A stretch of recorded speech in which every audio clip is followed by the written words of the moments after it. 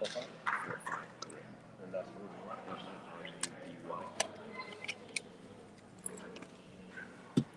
But yeah, I'm sorry. I got 55 different things I'm trying to do. Okay. But we're live now on the Facebook and all. If you guys want my Facebook, I can give you my name. Yes. My name's, if you want to go on. Yeah, I'll give you my name. Please. Thank you so much. Facebook is my name. DWEES. TikTok is Turtle Ninja. Now that's my downfall right there. TikTok. No, I don't. Media. Social media. Yeah, I don't. You gotta invest. I haven't done much. I do Google, but Yeah, I haven't done much. But yeah. not That's- very heavy. And that's what I. In the city, though. I mean, Yeah, you need I need to get on. So my Facebook's my name with my photos. You should. If you have any problems, you need the younger people like her. Yeah. You know, That's the my kid. Facebook. I mean, you Younger do all that generation. TikTok and stuff. yes. I know she'll help you a lot. When I get stuck, I tell my daughter, Let's hey, see. Yeah. I have a 10-year-old. I've got Chicago will be right about here. DNR Automotive. I don't know. I'll adjust it whenever you guys are up there. And if they have questions, I'll just ask. Ampersand sign. Wait, how can I? I can't see the comments on any of them. Yeah, you can. How? What Oh national? wait, there's three. original from Kenya. Where they would pop up here or what? The comments will be here On all of them. on all of them. Okay. It should be. Been a learner for like 30 years now. Well, that's all we're doing is 3. Is Okay. Facebook? Is Facebook on there? Yeah, Facebook, Kick, YouTube. Okay. Let's test it. Do you get his Facebook thing or good?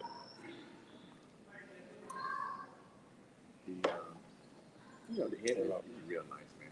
But now, Okay, nice. what they're charging for the heavy is just ridiculous. It's way too much money. Like buying The them. buy one, yeah.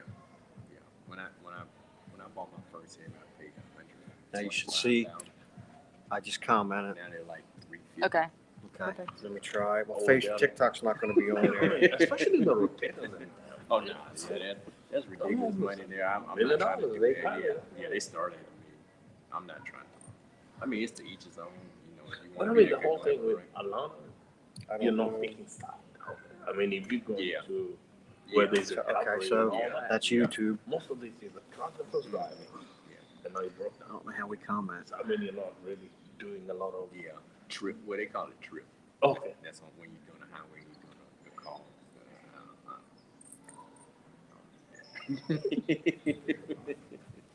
All right, good deal. Yeah, I definitely don't. Yeah. I didn't get one.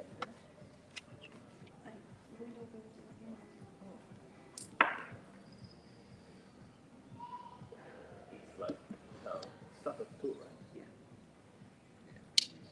You get insurance company, they don't want to pay for this, don't want to pay for that. When you try to do And the billing, I hear the billing is different. this than one, the health. You gotta really know what to do yeah. because you know there's so much that. Oh yeah. I mean, it can be This is for the local. yeah, it's the tip. For the local. Yeah, it's free. These are really good actually. I need to inspect some. Yeah. We had a claim on one of these. And my driver, but again, those not telling because Yeah. he was like the third driver to go there. Okay. So I'm like, okay, did you?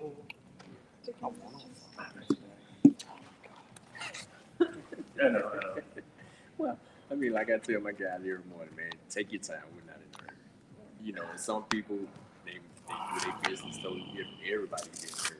You know, Because yeah, everybody's saying like you need yeah, to. fast. I just know I do hourly. Yeah. When they throw in bonuses and stuff, you was asking earlier how you keep drivers. You know, family oriented. So, the guy that's been with me the least has been about 10 years. But everybody So they grow with you. yeah, and then- All right, so it's going to have to be. maybe I from got my in at a phone. good sweet spot. I don't know. But, you know, trying to get people work this day and time is I mean, it's hard though.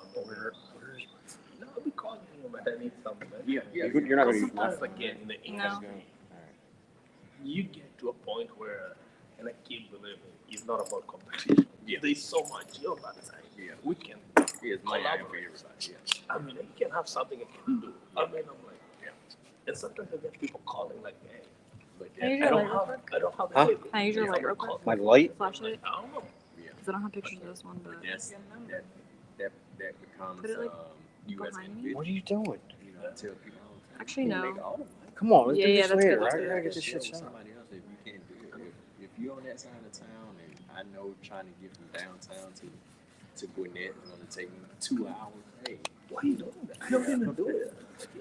And some of the stuff you say, okay, I don't. Yeah, I had someone 4 hours. It took you 4 hours. No, I didn't get it. couldn't get No, I Yeah. could because someone needed me to pick up the car somewhere, something, Yeah. and go to hostel. Yeah. I'm in good at. Yeah. I mean, It's going to take you 4 hours to do it. but again, If I have someone Yeah. I know, because again, It's network. they call because maybe someone replied them, so I want to know who I'm sending them to. Oh, yeah. Yeah. So, because actually I've sent people and No, you I don't want to send it because it's my name. Yeah, you don't call that. If I send the wrong person, they go and they come back. Yeah. I gotta give it a name. Yeah, I think I need to grab something I can eat. I'm Yeah. hungry. Yeah. And cold. This room is cold. I was telling my wife the same thing. You know. She wouldn't even get out of bed this morning. She was like, Oh. go ahead on. Because we came in last night, so we didn't get in until 12:30. You okay? Drove? Yeah, I drove down. We drove like Yeah. So she was like, caught up in traffic somewhere close, mm-hmm. 40 miles. Coming in this morning. Yeah. The road Yeah. construction It was, it was a 40-minute delay. Yes. Yeah. Yes. Yeah. Caught up. We were caught up. Yeah, man. Because we left Atlanta around 2.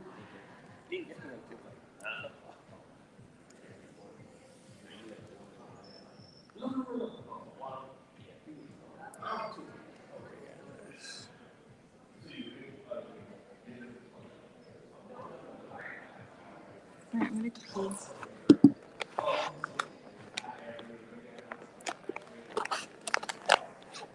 How do you name it?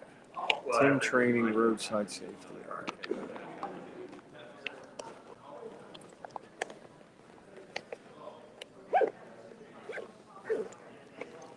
What time is the show over? 4? It's over at 4? 4 or 5 here. I wanted to walk around a little bit. I guess I have to go help them now because you know what's gonna help them. Who? In the front. Your friend. In the front. Oh. Dude, we gotta go up there.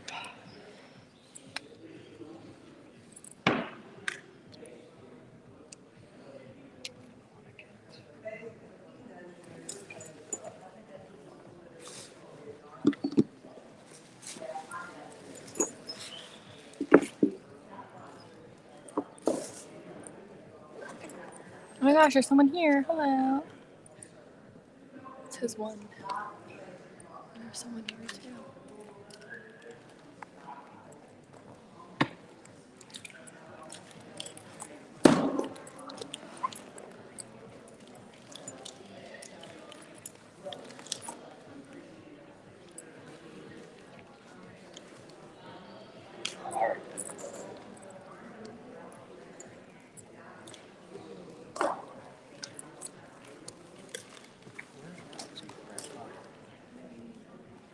All right. Can we do low power mode on this? While you're streaming, I don't think you should. It's lower quality. All right, thank you.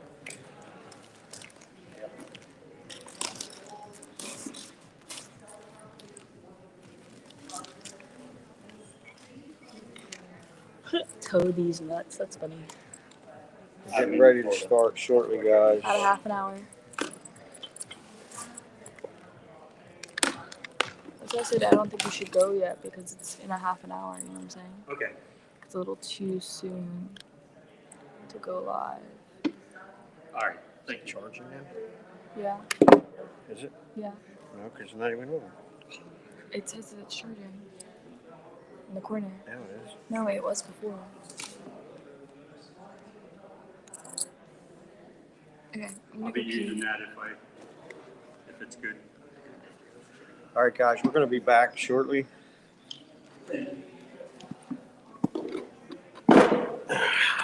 Gonna be live streaming on YouTube. What the hell happened to? Oh, I didn't add Kick. Oh, Kick, YouTube. Oh my fucking god. Whoa. Hello? YouTube. Hello? We will be back streaming shortly. Yeah, I'm not interested in this at all, so please stop calling me. You told me yesterday, and I didn't want you to call yesterday. You're going again today. Please stop calling me. Okay? I don't care if I get something free. I don't want anything free. Stop calling me. Stop calling me. I have no idea. It was another made-up number like this one is. So please stop calling me. If I get another call from you, I will be making a complaint to the Attorney General's office. How's that work out for you? All right? Sounds good. Thanks. Have a great day. Woo! You woke up on the wrong side of the bed. No, it's my phone rings I- because you called me 60 fucking times today. I called you. I didn't even call you. I texted you. No, you text me, and then after you text me, you call me and say, "Hey, did you see my text?" I was worried about you. I was trying to fucking get eaten by an alligator. On that fucking... All right, I gotta go up there.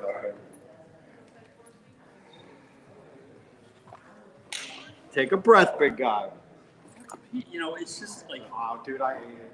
24 hours fucking, you know, and this is because I set up the nonprofit through this Swift filings. Now they're calling me and like, oh, well, we're going to give you this free. I don't want it free.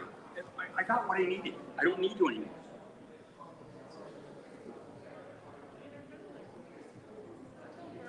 I don't think you need to wear this.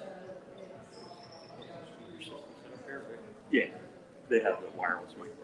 When we put these up front. Okay, well, I'm going to have some stuff here, so I mean, they can come up here because I have a bunch of stuff from Responder Savings.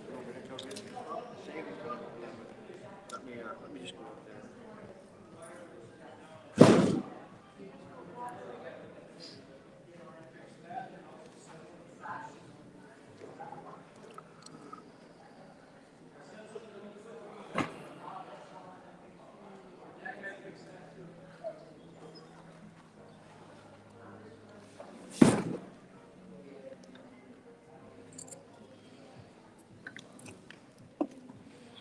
So that's like at least the 6th different phone number too this company has used to fucking call. And it's like, dude, it's not that I don't love you, because I don't. You talking to me or them? Yes. You need a hug. We'll get this on the stream. Look, You can hug me, but I'm going to take your phone. you need a hug. Give me a hug, buddy. I can't even get my arms around him. It was so funny. Yeah.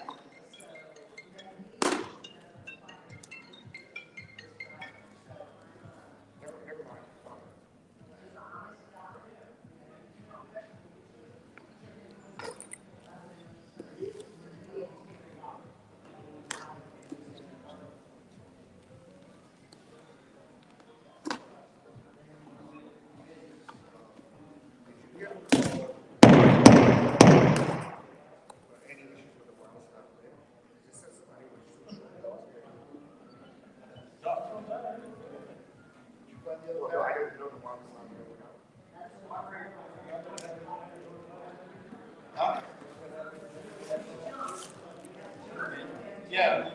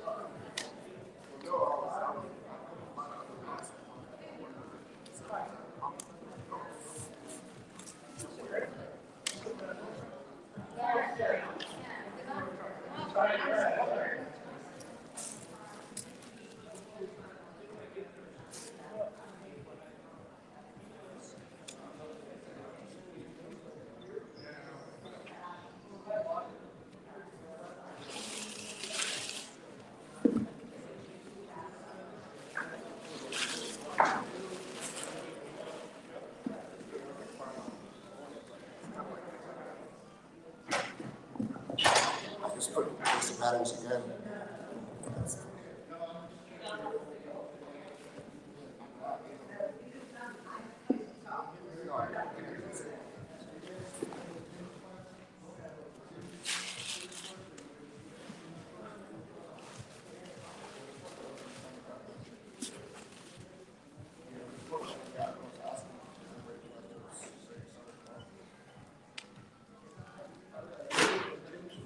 Yes. Are you good? Yes.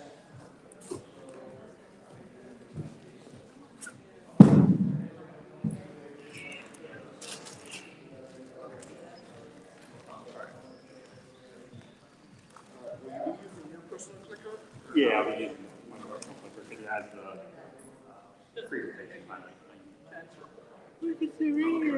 This is it. Cool, we're gonna get some. You can see then. We're gonna get some of those. You can see then. You said you can't see. So you... You can see then. Exactly, right? You can't talk, which I can see. You can talk. I'm gonna make you talk. I'm gonna I ask can't. all the questions. Some people keep losing their voice. Like Mickey Mouse. Yep. Are you all here registered for the Tim's class? Yes. All right, so I need to check in this way. And then somebody will come back. I printed these out just to remind me. Well, it's because of the certification, they have Yeah, to, we want to make sure we're not missing anything. So that way I can get your certificates made up and get them. Thank you. and, Very much. and they're doing a dual system, so. So we gotta do the computer and then someone's gonna come around and do paper. Yep. Just to make sure that Just to make sure the everybody. computer is the same as paper. Yep. So I And showed- then that way, if somebody, we had, there's 240 some registered for the class. Wow. 240. Yeah. So we'll see if, and now some of them may be double, so we just want to make sure we have No, the right for the rate. no, I think I registered online, it was real easy. no. Yeah. You know, you're gonna have people just showing up and saying, And that's what we want to make sure that we're not missing anybody because it is a certification class. So. Feel free to come up and take any of this stuff. These are folding tow trucks. You can put together your own little tow truck. Stress balls. I signed mine. Move over banners all across the country a bunch of times. So. Give you- So marker? Of course I have a marker. So we got some of that one booth too. So front or back, wherever you want to sign. Thank you, sir. sign my name. See, sir. That's for You feel free to take it. Any of that stuff's free. Take a tow truck? So, Well, hopefully they'll probably like to make one. so these are for our report struck by website we have as well.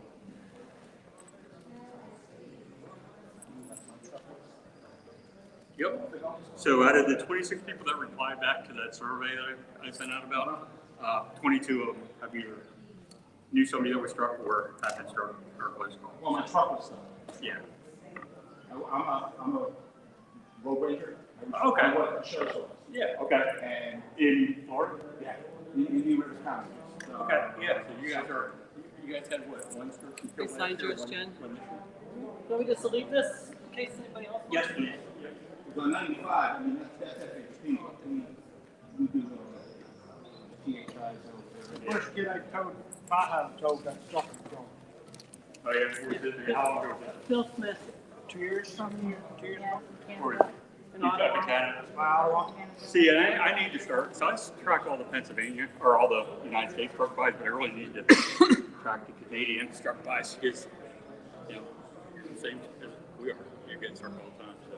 You know, but you know what's happening?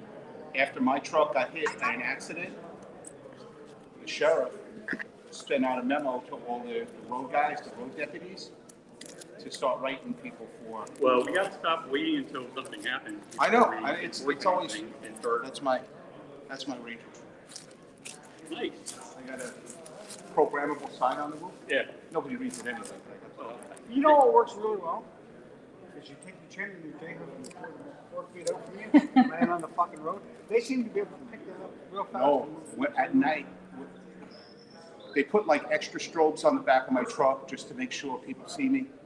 And when I do night crashes, the truck is huge. It's bright. It's got a flashing sign that says, you know, keep left with an arrow. Nobody ever seems to see it. It's because they're looking at They're not Flares. looking, they're not looking at the window. Flares. I take the flares and I put them in the road. They'll see that fire on the road before they see my big, huge truck. We put purple and pink lights on my truck. Nobody moves over before you turn those bad boys on. They see it. Okay. They move over. Well, and it's like we- night Yeah, and day I will, difference. I'll add. My I old make truck, up we a- only had yellow and white. And I'll have it up in the. With yellow and white strobes, they thought I was a construction worker, a tow truck, or something like that. Did snow On our plows new up? trucks, we put red, white, and yellow. So with the red flashing now, fire department, ambulance, they all have the red lights, so it's a little better, not much though. So this is the map that I make up of these are the United States truck routes since I've been tracking. So what, start adding it in. So yeah, we have that responder safety website where all the stuff's from. Everything here is free, so if you decide you want more of this, you can ship, let us know when you ship it to you.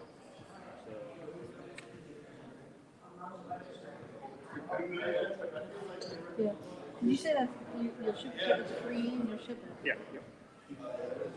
I wonder if, because we do a tow show in Ontario, and I wonder if maybe So I am the deputy director of training for this, and it's run by the Cumberland Valley Volunteer Firefighter Association, and I'm the first vice president of that. And everybody that works for responder safety does it as well. So this is just showing you, I mean, that's that map again, and I'll put it up on the screen here, but you can see. And that's just since 2015. So if you click on each of those icons, we'll bring up a picture of the person, tells you what happened to them.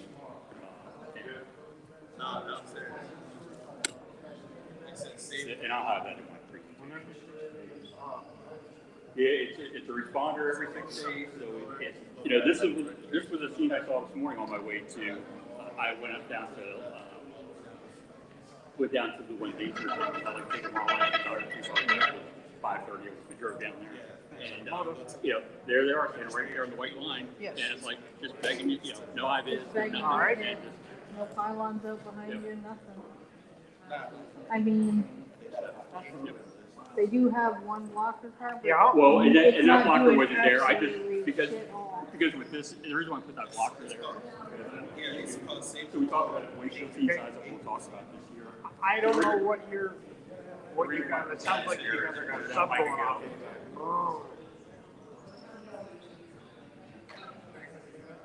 That's usually. No, I can't. Yeah. All I can hear is that buzzing. We got, I got. So again, we're standing right on the roadway like this. What's that for? It's easier to follow. If I'm in that car back here, what's my windshield seat size? Any of this stuff that's up here for handouts, feel free to come up and grab any of this stuff. You can take it for free. I also have a move over banner here. If you don't mind signing that move over banner at some point today.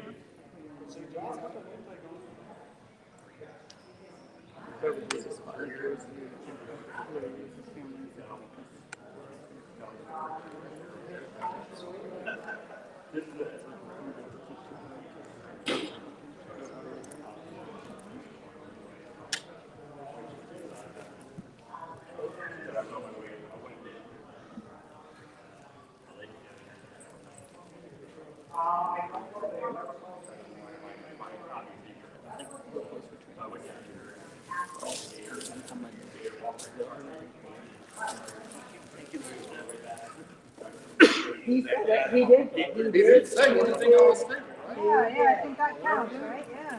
I don't think someone was following. I don't think that. We'll see if he chases you down. This is, I don't think he will.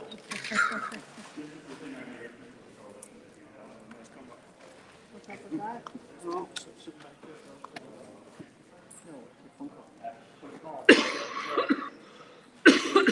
then that way. Are they coming together? Well, and you haven't paid the bill, so.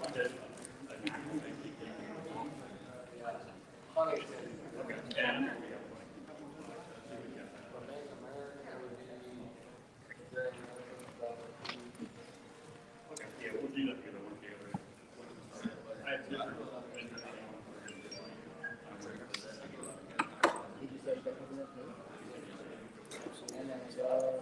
But I have, that's a lot of good. I do like, I do appreciate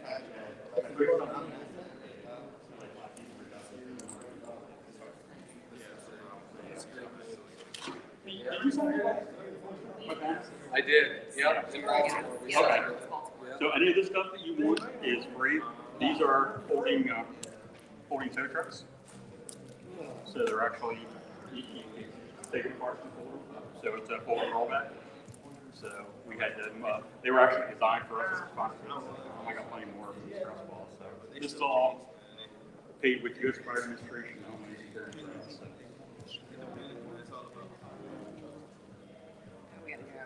We were through your bag. Well, that begs for the code wherever happened. We'll get. Okay, yeah, I'll get you. I think I'm sure I'll see it. Okay.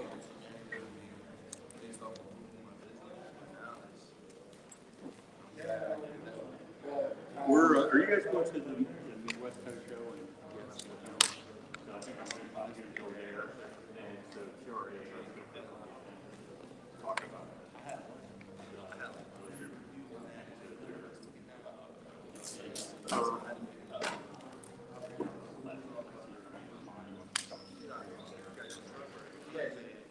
He's a caller. Yeah. Yeah, sure, you know. Yeah. What TRA? Yeah. We met up. So, yep. So, I had 200, there's 200 something on land. Yeah, you guys want to visit? Yeah. Yeah. I'm in Texas.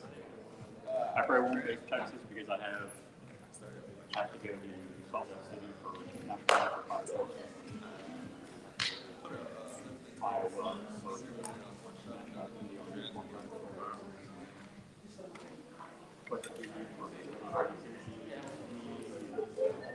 And then they're doing the law enforcement thing.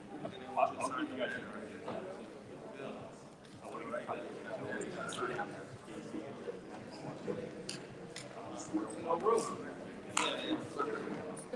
You can flip it over too.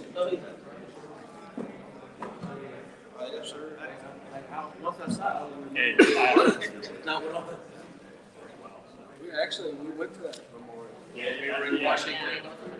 Oh, yeah, it's a touching report. It definitely is. My stepdad retired out of the state police, Michigan State Police, and I called him like, Oh, yeah. Yeah, I know. I have a girlfriend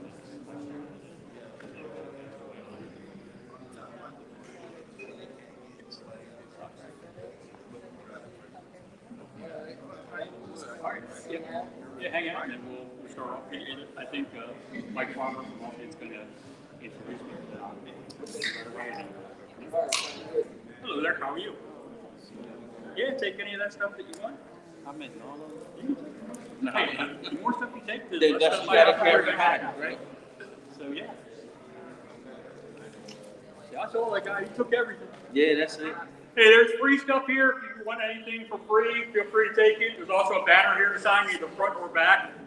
Feel free to sign it. If you don't know how to sign, I'll have John help you. Okay, I don't know. The bag? You learn your numbers and your letters.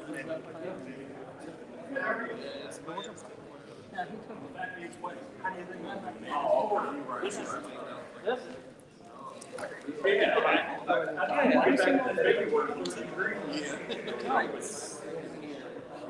Yeah, no. This is different. Yeah, I have to. Right. Oh, yeah. Yeah, and I can. Tell me that. So these here, there's a folding tow truck, so this ends up folding out into that. So you can make that, so that's what those are in there. So yeah, it's, you know, I got more in the box here, so take them with. This stuff's all, we'll talk about responsafety.com, but all this stuff's free. There's just need your training, so we ship it. So you have something you're doing, like some move over stuff, you want to message or hand out to your customers. Yeah. Well, I'm just working. I don't work for all the retail. Here, I do respond.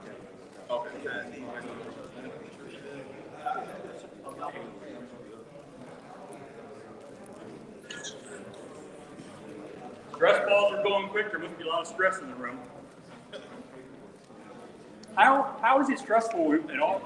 I heard tow operators were all millionaires, and you had no stress. And you only tow stuff on nice sunny days. And we don't argue with insurance. And you don't argue, yeah, and insurance pays every. They don't The insurance argue. pays you and gives you a tip, right? Yeah. You know, like, hey, this is great. They have us at the top of the list the next time, right? Yeah.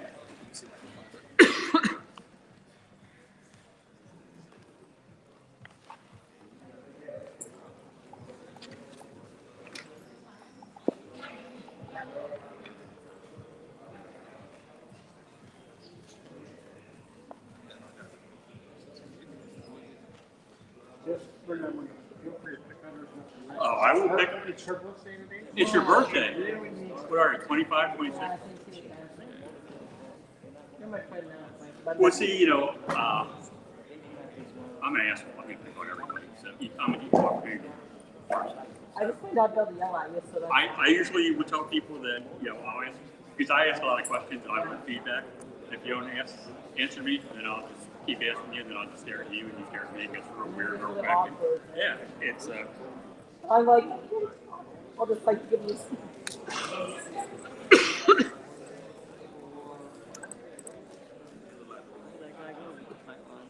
Oh, he's waiting over there.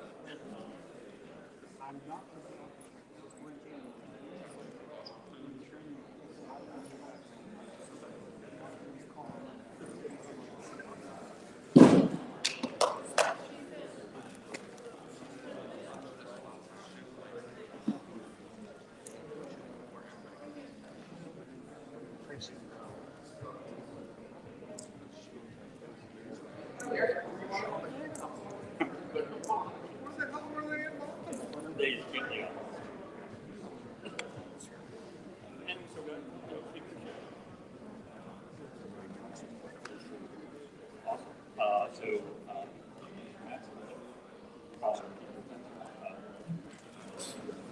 He's here. It's up with gold, so I'm going to have to speak. Sorry. That's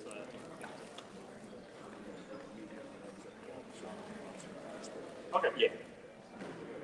So we're gonna have to just say a few words, get us going and get this.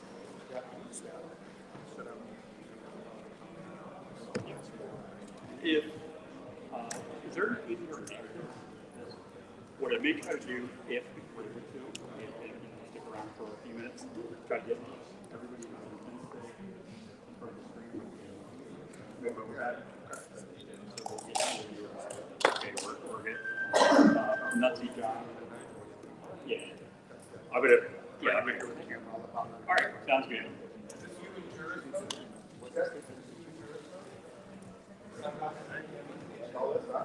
Yeah, if you have not grabbed anything up here, feel free to grab anything with the exception of me. Because I don't want to make it weird. Because I know some you're going to see this and you think, wow, the guy's adorable. I am, but.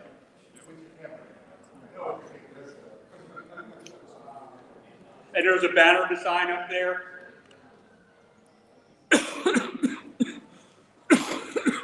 This is a very informal class. I'm going to ask a lot of questions. Hopefully you'll answer the questions. If you don't, I'll just stare at you. If you do.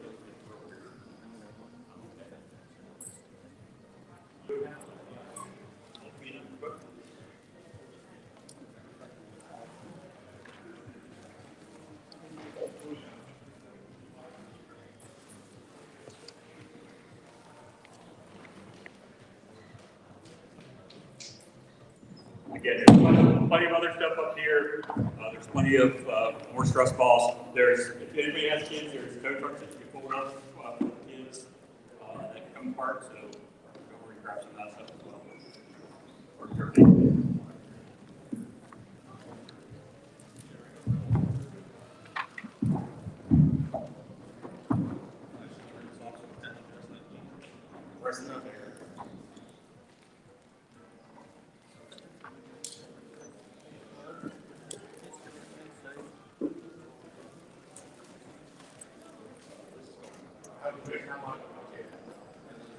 I'm a fat man. There's not a whole lot of room between this government and me.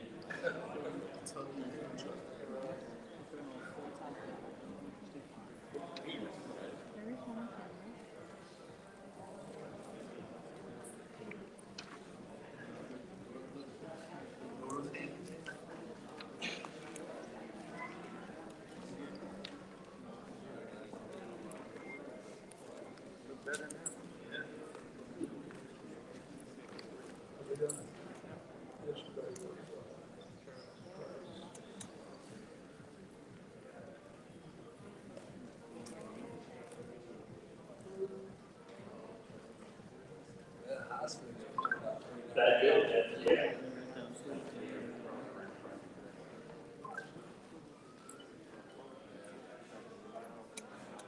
And this is, I would have wrote this. How did I? You want a phone? Going down to that.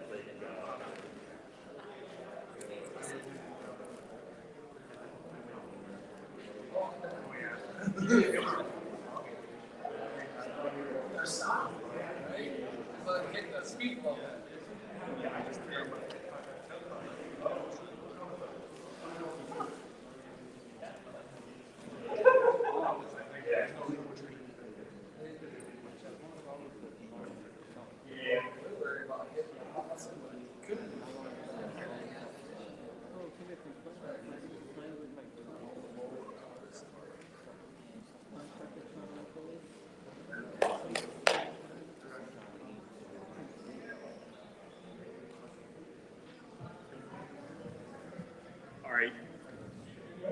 I'm going to go ahead and get started. I know there's people still trying to get in. We're going to start off with a new program I wanted to show you that tries to teach using virtual reality. So we try to use virtual reality to talk about how we set up and how we position. And we're going to go to the survey that some of you completed. We had 26 people complete the survey. Now that 26 surveys completed, 22 of the 26 have either been struck at a close call or no surveys been struck. So it's a problem. So when we talk about a windshield seat size up, what do I see when I'm inside my truck, or what do I see inside my car? Does that give you the full picture when I'm inside the truck and I pull up to a seat? No. No, because there's all kinds of stuff that could happen. So I happened to see this on my way back to the hotel this morning. And with this view, we get a couple different views. So as I'm standing here, look where the police officer in the person on the side of the road is standing. How many times do we see that on any given day? And we sort of beg we say, well, you're not going to hit us, right? And then when we have a close call, it's like, man, that was close. Well, get the hell off the road, right? You know, try to put yourself in a better, is there a better position for them to have that conversation? And they're leaning into each other so they can hear each other. Hey, if you go to the other side of the truck and have the same conversation, you might be able to hear better, right? So, so I wanted to do a couple of different scenarios with you here before we get started on the main program. Who can tell me what the hazards are with this crash here? What do you see? Yeah. Yeah. Yeah. Electricity. Yep. What else? I see something smoking there, right? Yeah. What else do you see? What other hazards? Is that being in the middle of the intersection causing some issues? Yes. Propane in the RV, I wanted to see if somebody would mention that. How about the fact that we know that people aren't supposed to travel inside the campers, but the people always do what they are supposed to do? So is that something when we pull up, if nobody checked that camper, do we want to check inside the camper to make sure that there's no dogs, cats, alligators, guinea pigs, people?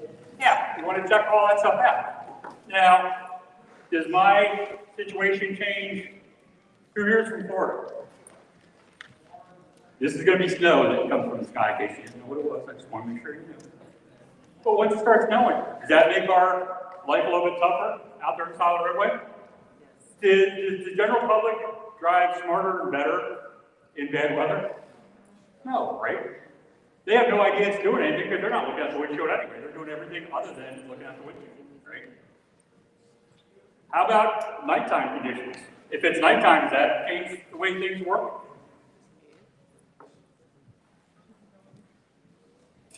How many of you respond to roadway incidents? Right?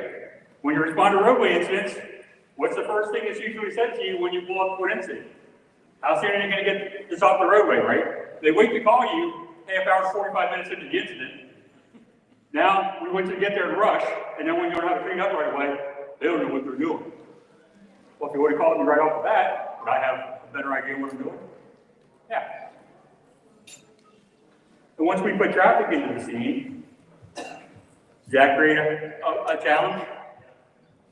So this intersection I use for training because this intersection is at the intersection of 2 different municipalities, 2 different counties. Does that create a problem? Yeah, depends on whose county it is. And then if you come out this ramp here, that's the Pennsylvania Turnpike. So 3 different police departments, 2 different fire departments, 2 different ambulances, 2 911 centers. Does that cause conflict at the scene? Does the general public know what we want them to do if we don't have any signs or anything else? No. Even with signs up, right? They don't know what we want them to do. So I'm going to give a couple more minutes here that I want to have Matt Spencer share a little bit here. How about a scene like this? Does that create a hazard for us? Okay. We think that rural roads, you know, a lot of times when we talk about responders starting killed and responders starting injured, we often think it's only on the highway. Now that people say to me, well, we don't have any highways, we don't need to learn about traffic safety. These roadways scare, who has roadways like this? Right? All you redneck hillbillies out there, right? And I mean that affection. But yeah, can people slow down those roads if they're local? Right? Yeah, they're going. Hills, curves, is that a problem? How many times do we have firefighters and responders standing beside the apparatus like that in a pinch point? 6 responders were killed so far in 2025. 2 of them were killed in a pinch point between the vehicle and their vehicle. Do we want to watch for that? Absolutely.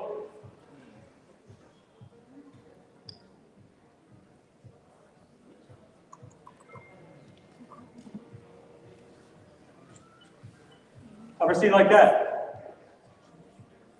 What do you see? What's your hazards? Weather? Yeah. Something smoking. What's smoking? Is there smoke or steam? Is there placards on the back of that truck? What's that truck hauling? If it has placards in the back of the truck, is it marked properly? How many times have you rolled up something that's not marked properly? And then what happens when you ask the driver, what's in your truck? Oh, I don't know. How much? I don't know. I mean, if he speaks English to you, right? Or if he gives dad's back whatever you're giving Japanese to. So, again, it's a problem. How about there? How about doing that police cars parked at the incident scene? Does that create a challenge for you sometimes when you pull up to a crash to handle that crash? And you have responders in your way? And then when you say, hey, can you sort of move that over there? Well, you can get that moved, right? Who watches Heavy Rescue 401 and Highway to Hell and all those kind of things, right? All right, so I want to know, if they could get a crash or 3 crashes cleared up in 45 minutes plus commercials, why can't you? You know, is that public perception? Everybody's the expert in your job, right? Except you. You know more about how to clean up that job. So I'll give you my background after we have Matt share a few words. But you know, I am not a tower. I've been an officer firefighter, EMT, hazmat team member, professional male model. I mean, it could be a hobby, but you can see it. Brief duty is okay. I mean, as long as it's professional. As long as they're paying down. Okay. Pay me for my $35. All right, so I want to introduce you to Mr. Matt Spencer. Matt is the father of Keegan Spencer, who was struck and killed. How many people know somebody that was struck and killed or have had a close call on the highway? All right, so we're going to talk about that. We're going to see some struck by. So, yep, absolutely. Here you go.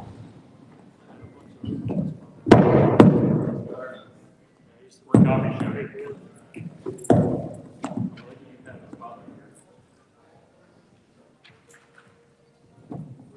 Hello, everyone. My name is Matt Spencer.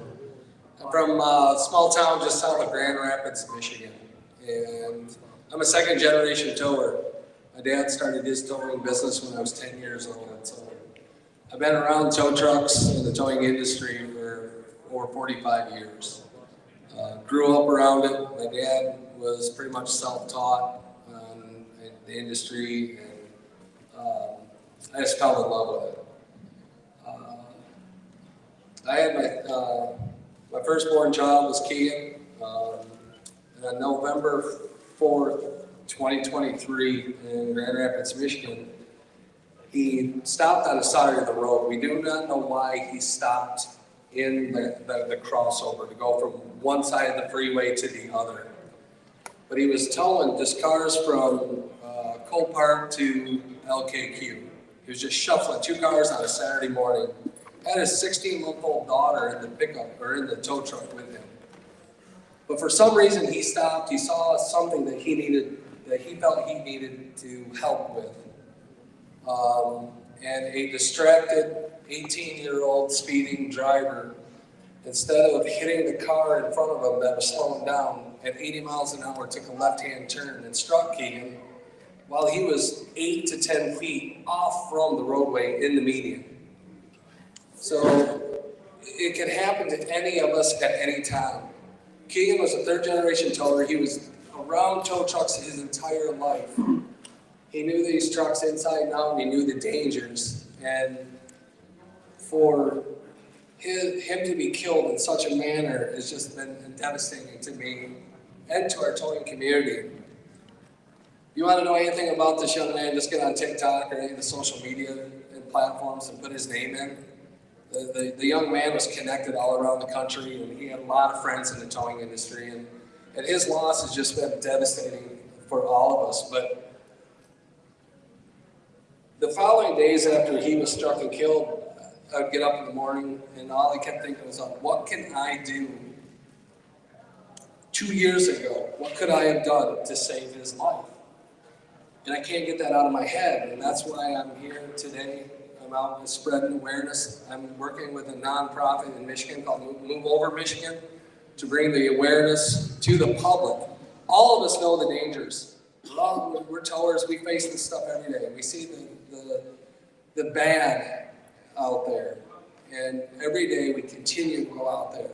And I commend everybody for being in this class to educate yourself and bring a level of professionalism to our industry that is needed. And if my son can get struck and killed in such a manner, it can happen to any one of you. I don't care how skilled you are, how much you have your head on a swivel. Oh, by the way, Keegan's accident too was all on video. A semi-edit was recording the whole dang thing.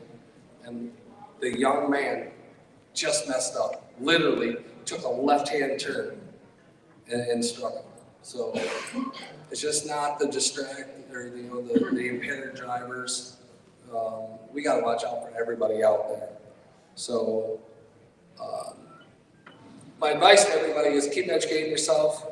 Get in with your local tow organization. I'm with the Michigan Towing Association and the Towing and Recovery Association of America.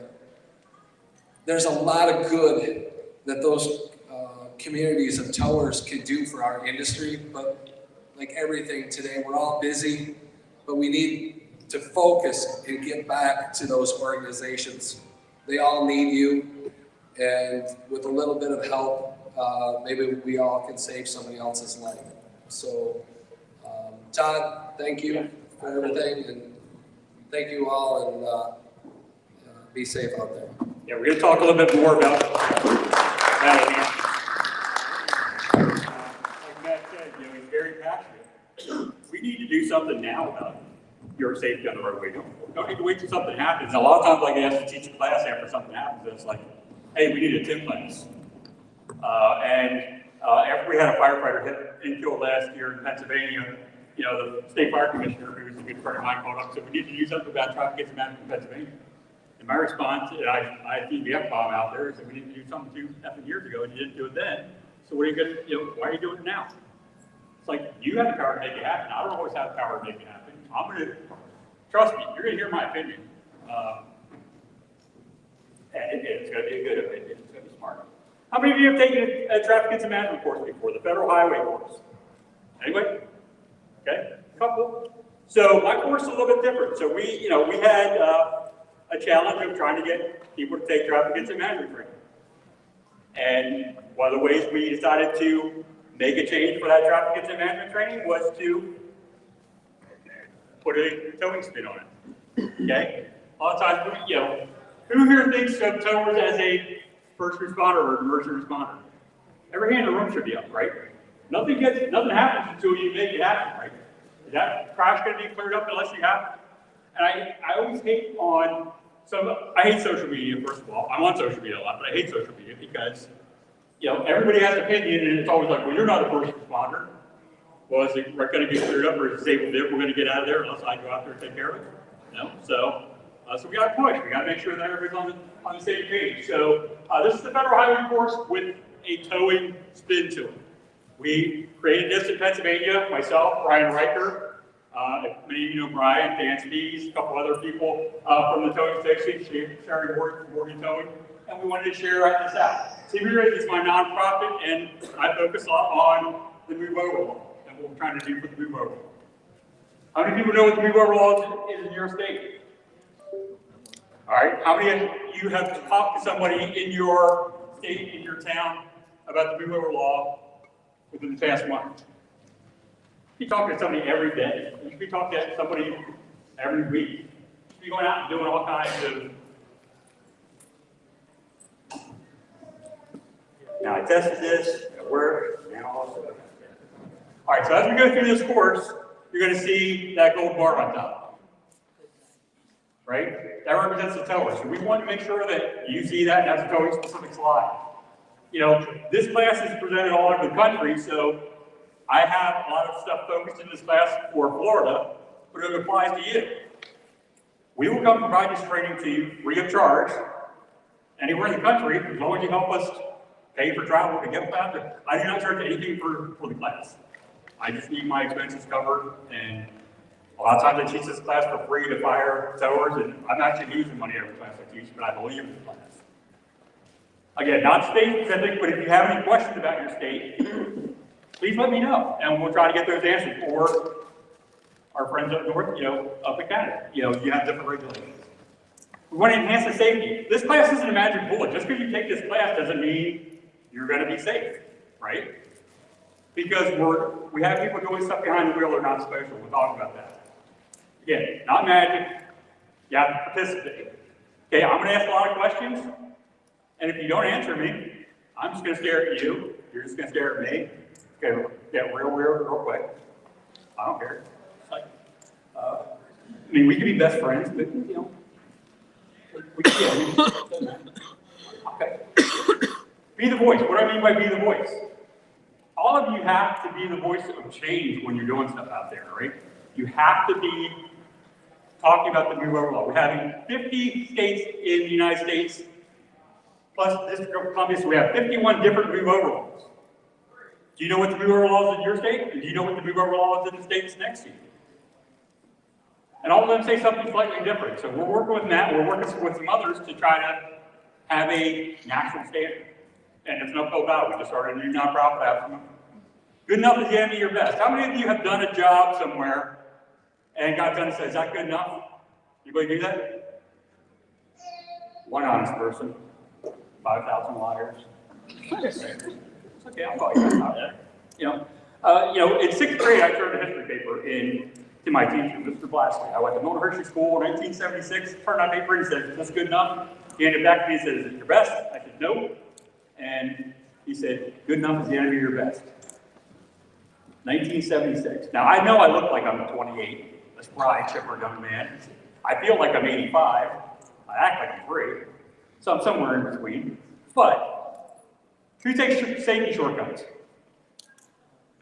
Again, a couple honest people, right? So who here has a honey-do list at home? And honey-do list is go out, clean your gutters out, right? And get up, what am I gonna do if I'm gonna clean the leaves out of my gutter? I'm gonna get a step stool out first, and I'm gonna try to do it. And once I fall off and hit my head, what am I gonna do? Then I'm gonna get the ladder out. Because it's human nature for us to take shortcuts. And shortcuts gets us hurt, and shortcuts gets us killed. How many of you had a chance to put out a traffic control device at a crash or a disabled vehicle, but you failed to put it out because I'm only gonna be there for 5 minutes? How many of you have only been there for 5 minutes? All right, maybe. Again, this is a very informal class. If you need to take a break, please go take a break. If you're going 2 hours, it's a 2-hour class, then you're not gonna get credit for the class. But if you go and take a break and come back, we're all adults, most of us, except for the ones that are kids. Here's my background. Volunteer firefighter since 1982, an EMT, hazmat team member, 911 operator. So I can't hold a job, right? And I started working for the Pennsylvania Turnpike 25 years ago, and I retired from the Pennsylvania Turnpike, and I was the guy in charge of their emergency services. So the fire, the police, EMS, towing. I took my RecMaster training because I worked with our sellers every day, and I wanted to be able to ask semi-intelligent questions, like where should I stand so I don't get hurt? And I'm going to ask you questions on recovery. But I was able to develop a relationship with our tow truck operators, and we have some of the best in the business. And when I went to the scene, do I want to know what plan A is? What's plan A when we go out to a crash? If everything goes right, we'll have it cleared away in 5 minutes. Does that ever happen? I don't need to know what plan A is because, you know, stuff's going to break apart, my equipment might break, something might slip, it's going to be in the mud. I don't even want to know what plan B is. I want to know what plan C is. When all your stuff breaks, when everything goes haywire, how long is it going to take you to clean it up? Why? Because I can plan for plan C, right? And if we get it cleared up in 10 minutes, that's great. But if I got to call extra personnel in for me being on the turnpike, I need to know that. ResponderSafety.com. There's free stuff up here from ResponderSafety.com. So go to that website and check it out. There are 48 free training modules on that website. There are online training modules. There are also, all those handouts are free. We will ship the handouts to you as well.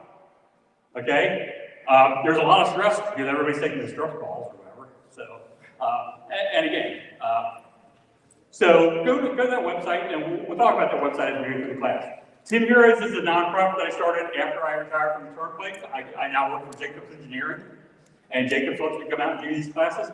But what I formed Team Heroes from is a lot of times I ask PennDOT and the Turnpike for money to do safety stuff, and what do they say? We don't have any money. So when you ask somebody for something, and if they say no to you, do you just go away and say, oh, well, we tried? No. You raise the money yourself, you go out and do stuff yourself, and you make things happen yourself, right? So that's what we do. This is some of the stuff that we've done for our nonprofit or Move Over. Team Heroes nonprofit, we go out and speak and do as much stuff as possible. We go out to every festival, fair, whatever, and try to raise awareness. We have a little backdrop, we have a red carpet, kids go across, we put a vest on them, we put their fire helmet or a towing helmet on, we say, you know, and we do a photo shoot. We give the stuff to the parents, and then that way we have your email address. Now we can put a Move Over message on there. That way they can stick it to their refrigerator. One of the last things we did was this. Just back in March, about a month ago, or less than a month ago, we did a thing at Penn State Hershey Medical Center for Light Up the Night. So for the kids in the hospital, we had 250 responders come to the hospital and do a slow breathing procession around the hospital, and we had a lot of news coverage for it. And then one news reporter said to me, I see you have a lot of tow operators here. They're not first responders, are they? What do you think I said? Yes, they are. I said, yes, they are. And I said, I want you to look to see how many tow operators are here. And I said, some of these tow operators came from 100, 120 miles away. And I said, they're the only for-profit company here. And I said, think about how much money they're losing by being here. They can't tow anything while they're here. They can't do anything while they're here. You know, the cost of diesel's reasonable, right? You know, or gasoline or whatever. So is that a problem? We want to make sure that everybody understands that we're all in this together. And this was just done for the kids. This is the 4th year we did this. We're gonna do it again next year. We're gonna have a date for next year. This is another group we started, and this is something we started with Matt Spencer. This is a group called the National Emergency Roadway Responder Safety Coalition. So a mouthful, but this is to try to work at a national level on getting a standardized move-over law, or at least a more consistent move-over law, and to work to solve problems together consistently. So there's a pamphlet up there as well. How many of you have done anything to promote the move-over law in the past year? Anybody? Yeah, good. And we have to do that because why? Because the public doesn't, does the public know what the move-over law says? No, they have no idea. So this was a video shoot we shot at the Manheim Auto Auction in Manheim, Pennsylvania. And we brought the responders together and we talked about how we have to work together to solve these issues and solve these problems. So this is just a little blurb that was put together for this. That fire truck is owned by Tyler Legislator. Tyler was cut in half on the side of the roadway. Hit that hard by a motorist that was driving at 90 miles per hour under the influence of methamphetamines and alcohol. The driver they hit and killed Tyler was sentenced to 2 years in prison. Tyler left behind a 2-year-old little girl. So what's the punishment when these people hit or kill our responders? Many times, they may not need to be charged. Is that a problem? Yeah. Andy Ryder, he killed in April of 2012.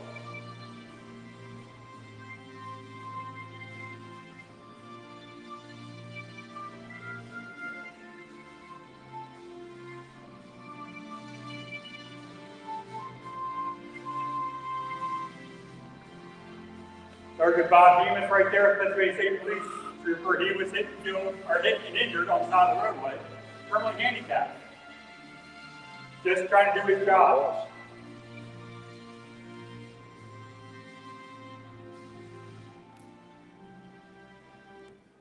So, I had some people complete the survey. I decided to send a survey out because I want to see what people thought. So the majority of, a lot of people here have over 10 years experience. You have more than 10 years experience. Who has 20 years experience? All right, so we know everything at 10 years, 20 years, right? No. Do we get complacent outside the roadway? Absolutely. So, how often do you respond to incidents on the roadway? You know, it depends. Some respond a lot, some don't respond as much, and it depends on what you do. But is it still dangerous for you to go out? Is it dangerous for you to even load a car in a parking lot? Right? Because nobody's paying attention to it. How many of you had a close call? Look at that. 21 out of 25 had either a close call or know somebody that's been struck.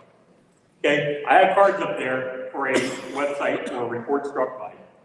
So if you had a close call or a struck by incident, please report it there. We maintain that database. Last night, as I'm getting up this morning, I'm driving. My former assistant at the Turnpike called me up and said, "Hey, one of McGill's guys got hit last night, and he just got it was struck by a mirror." You get struck by a mirror at 85 miles per hour, does that hurt? Yeah, I won't get struck by a mirror. How about here? So what's quick clearance? So what are we talking about quick clearance?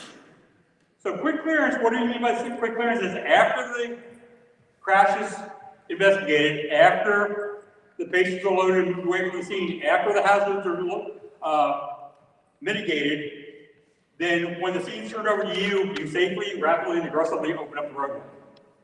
Now, does that mean work reckless? No. That means I'm going to use my professionalism to safely, rapidly, and aggressively open up the roadway. What if the police officer who knows more about your job than you do tells you to, just hook it up and yank it? What do you tell him? No. What if you need an extra couple feet and you need to take an extra lane for 10 or 15 minutes in order to get that out of there an hour quicker? Do you have that conversation with the officer? And I've gone to a lot of scenes. My job at the Turnpike, I responded to bad crash on the roadway. And when I got there, and the tower came up with me, and we had a relationship that you're going to tell me plan A, plan B, and plan C. And if you tell me you're going to need an extra lane, I'm cutting the roadway. Because you're the experts. And what I did for our rec master training, and again, rec master is good, it's not the end all be all, but I gave our leadership rec master training. Why do you think I gave are they going to tow anything? No, but now they can stop asking some of the same stupid questions I was asking, right? And now they understand that, hey, if I'm pulling something that's 40 yards into a field that's in the mud, I may not just be able to yank it and have it come over there. Are vehicles built the same way they were 10 or 15 years ago? Do they break apart now? Yeah. So again, did they understand that concept? Well, why don't they just drag it? Well, probably because you see half the size out of it, you know. We got to be better than this. Again, I'm glad to see this. This was one I was wondering about. How comfortable are you talking to a responder on the side of the road? And we want you to be comfortable. We need to have that communication. So when things go right at an incident scene, why do they go right? Because you communicated. When things don't go right, who here's been part of an after-action review? Anybody do an after-action review? So an after-action review is to look at the incident after it's all done and find out what went right, what went wrong, what can be corrected. It's not to look to hang anybody, it's not to look to say, point fingers that you did something bad. It's to change processes and procedures to make improvements. And we do after-action reviews for good things and bad things. When something good happens at a crash scene, I want to know how that happened. You know, so it's like, I know us. We're not that good. How can we replicate that? You know? How about this one? Moving and working. So how many of you work in an area where if the vehicle's there to be driven, they drive it off the road? Okay, that's what moving to work is. If you can't move it off the road, or in some states they use push, pull, drag, drive. Some states have what's called an open road policy. That means I will use push bumpers, I will use tow straps, I will get the vehicle off the road. Do you have a service patrol? Do you guys relocate vehicles?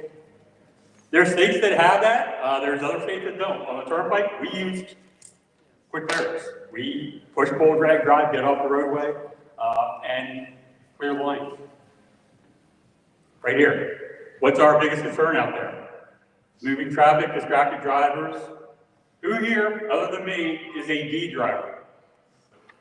Who here drives drunk, drugged, drowsy, distracted, just plain dumb? They're all lying. A couple honest people, right? Everyone. We're going to talk a little bit more about that a little bit later on. But if we're doing it, how can we complain when the public's doing it? How do we complain when our kids are doing it? We have to set the example, right? We do it. Anybody else eat in the car while they're driving? Look, this body's my fast food, right? This is 60 years of abuse. You know, I'm not messing with that. I gotta go 3 blocks. I passed 3 McDonald's on the way. I'm gonna stop and get something to eat, right? Twice. Gotta feed this sex machine, right? Don't be laughing. You say, yeah, you're right. You gotta feed that thing, right? So now, in Pennsylvania, we allow adult slushies to be consumed that are alcoholic beverages. But we put a little seal on top of the cup so that you can't drink it till you get home and then that seal just disappears. Yeah, has anybody ever looked at part now without jamming a key through that seal? Nobody encourages drunk driving. We're drinking and driving, we're eating and driving, we're talking on the phone driving. Well, I have a lot of people say to me, why I talk hands-free? And they say this. Hey, dummy, what is that? You know, just because you're talking, you know, even when you're talking hands-free in your vehicle, are you still distracted? Who's ever driven from point A to point B and got there and thought, how'd I get there? Yeah, absolutely, right? So, my wife, we're going through a divorce now, thankfully, but she wrote a lot of books about murdering her husband. Now, the first book I knew wasn't about me because she murdered him by cooking for him, and she never cooked, so I thought also be safe. But the other 2 books she wrote, her husband was a bit of a smartass. So I was thinking like, that could be me. Such a Chubby, handsome, Rubenesque, true, but yeah, could be. I'm good with it. How about here? How do we position our vehicle? Why do we want to position our vehicle to protect ourselves? Would you rather they hit your vehicle than hit you? Yeah. How many times do we pull up even to a service call and we park behind the vehicle we're servicing, or if somebody runs in the back of our truck, it's going to go into us? Do we ever think about that? Do we ever turn the wheel? So that if it gets hit, it's going to roll away from us instead of going into it? Think about that as well. 2 of the 6 responders that were killed this year were struck and killed in pitch accidents. So they were staying between their vehicle and the customer's vehicle. Preventable, I could have moved 2 feet this way and have that same conversation. But we don't do that. We don't think about it because we get complacent out there. Temporary traffic control. How many of you have put out a flare, a code, or a sign at Nisa within the past month? Good. How many of you had a chance to put that out where you said, nah, I'm not going to do that because back here, do it again in a non-violent way. You can, yeah, you are my, yeah. A lot of times we don't do it because we're only going to be on scene for 5 minutes. Are we ever on scene for 5 minutes? Are we ever on scene for the whole time? We know we're good, right? We know we're the best ever. Because sometimes things happen that cause us to be delayed. So put up the traffic control. Do the right thing all the time out there. We're going to talk about different stuff out there. High vis. Who wears a class 2 or a class 3 high vis vest? Every hand in the room should be up. Okay? Who wears a black vest with green stripes? Okay, that is not a high vis garment. We're going to talk about high vis garments. Anybody using a Guardian Angel or a digital safety light? Okay? Good. I'm going to take whatever I can to be as invisible as possible. Again, why are we taking this? Learning new tips and knowledge, more knowledge. And I want you, when we get done here, I'm going to send out another email to everybody that signed up. And you can tell me. You can tell me the class was good. You can tell me the class sucked. You can tell me whatever. You know? I mean, if you tell me it sucks, I'm not going to say it's good. Money back guarantee, right? No, I don't care. If I didn't do something right, if I didn't bill you for this class, tell me I did, because then I can change what I'm doing, okay? I have taught this class over 500 times. I've taught it in 28 states across the country, either the Tim Patrol or the national towing class. I probably taught it more than anybody in the country, which I may get complacent because I teach them. So how about these calls? Who thinks that blue lights or red lights or different color lights in the back of your tow truck makes a difference? No. So the number one responder discipline getting hit on the side of the roadway is police. Used to be tow truck operators, but it's police. What color lights do the police have? Red, blue, or blue? I don't have a problem necessarily having the blue lights or the red lights or whatever on the side of the roadway in the vehicle stationary. How many people do you see that abuse amber lights in their tow trucks? Right? And if you're abusing the amber lights in the tow truck, are you going to abuse whatever other color lights they have? And I see it now. In Pennsylvania, passed blue lights in tow trucks. And a good friend of mine who's the senator that introduced the bill said, I want you to support that legislation. I said, no. And I said, you can't support it unless you do a couple of things for me. Unless those lights only go on when the vehicle's in park inside the road. Unless those lights go on if that responder has TIN training every 2 years. And if that responder knows enough to wear high vis. You know, we want to bitch and moan about the move over law, right? But yet we don't do the things we need to do. So we need to stop and we need to do the things that we need to do in order to survive. Yes, I know there's a lot of states trying to pass the blue light laws and that kind of stuff, and more power to you. I'm not going to discourage you to do it. But I don't want you to think that that's going to be the panacea and that's going to make everything more better, gooder for you, right? It's not. Why is it not going to say, if people are looking out the windshield, are they going to know what color lights you have on a headlight? How many people are driving and looking at their phone, doing everything else like that? You Big Mac? Or you guys have callers down here. That boy like these callers. We don't have them in Pennsylvania. I will move to Florida just for callers. How about here? Fire department's out there at a crash scene. And as they're working at the crash scene, another DUI vehicle comes by and hits the fire truck. Look at the responders standing there. Are any of them wearing their high vis properly? No. It has a zipper on it. We want it to be zippered up. But how much damage is that to that fire truck? So when your tow truck gets hit, does the public have any idea how much your tow truck costs? Okay, or how much it costs to replace? What happens if you only have 1 or 2 trucks and one of your trucks gets hit and is down? You know, right? How many people go out of business every year because their tow truck gets hit and no longer can afford to go out and tow? So it's a huge problem here. How about here? I know everybody in your state is more patient than Pennsylvania, but how many times do you have an incident like this where somebody tries to sneak past you because I can make it and they misjudge? Is that a problem? Yes, daily, yeah, absolutely. How about here? Female tow operator, Interstate 95, Delaware County. Female tow operator saw the car coming towards her, jumped to the driver's door, just about out the passenger door, just to be killed.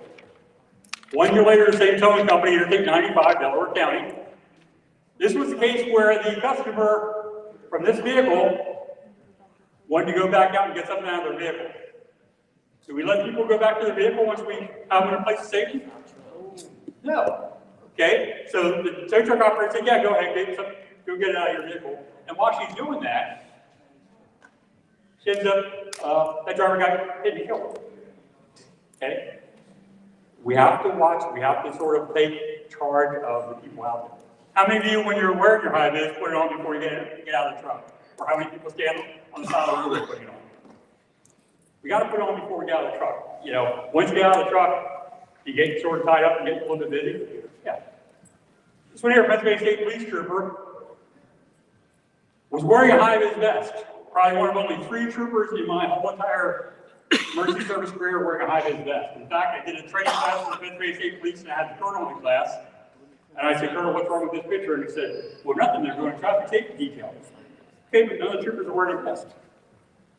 And he goes, well, we have a policy to wear a vest. I said, well, you don't. And he goes, what do you mean?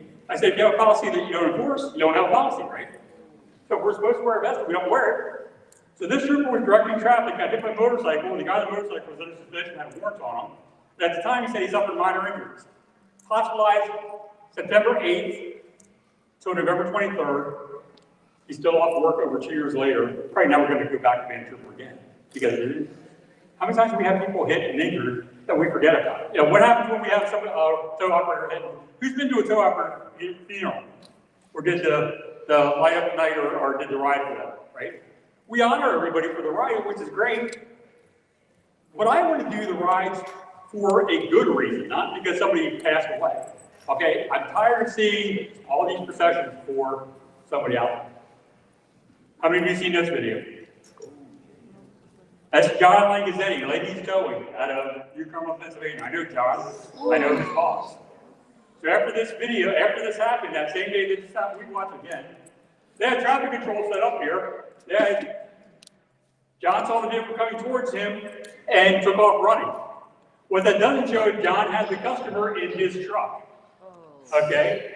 So after this happened, they reached out to me and they said, we need to do something about the move over law in Pennsylvania. We just had the move over law enhanced, and I said, they're not going to re-legislate it. What's your second choice? They said, we're going to put more lights on our tow truck. We're going to blind everybody that passes by. Or more lights better? No. So one of the things I want you to do is... We are at Tim's training at the Florida Tow Show. If not, can I turn those lights down? Can I dim them down? Do I have that ability to do that? Okay, a lower intensity light with a lower flash rate is better than a high intensity light with a higher flash rate.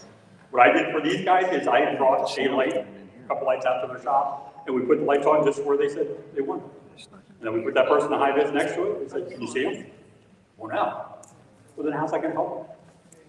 So think about that and do that and incorporate that in your training. John's lucky to be alive. John, the owner of John's company, Jerry, took one of my classes. I'm going to talk about helmet and head protection. Anybody wear helmet and head protection? Yeah. Why do we wear helmet and head protection? We got to protect our most important.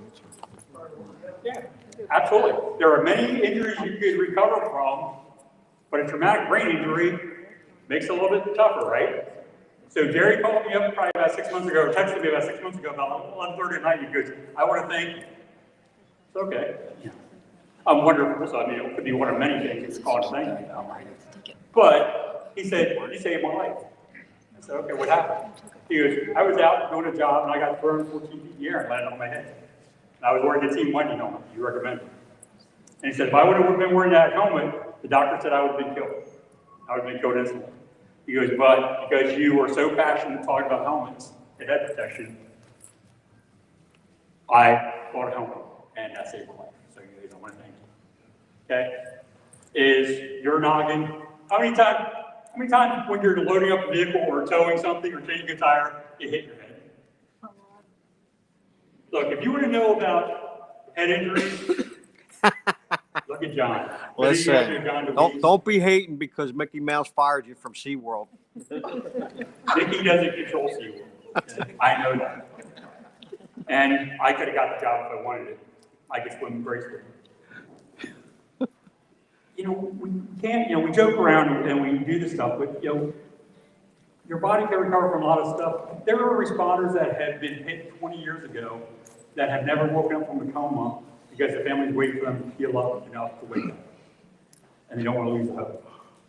So consider wearing a helmet or head protector. We're going to talk about this more, probably that tomorrow, but the helmets that I'm talking about isn't a hard hat. Okay, I'm talking about a helmet that's made for like a search and rescue style helmet. They're about $150 a piece.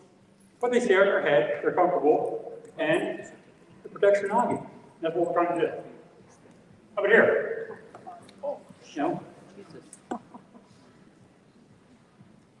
These are all Florida. So our responders getting hit. Female paramedic getting off the apparatus yesterday. I think within the past year. Honestly, like Pennsylvania, I know they have about 55 state police cars get hit every year. But they don't report it because we don't want anybody to know how many times we get hit. Why? What are we keeping a secret? We need to promote that. Because if you're getting police at that rate, how about others? This one here, the female paramedic was getting out of her apparatus and she got hit. Because on an emergency vehicle, I get out, I don't need to look, right? And do we ever get out of our vehicle without looking, without paying attention?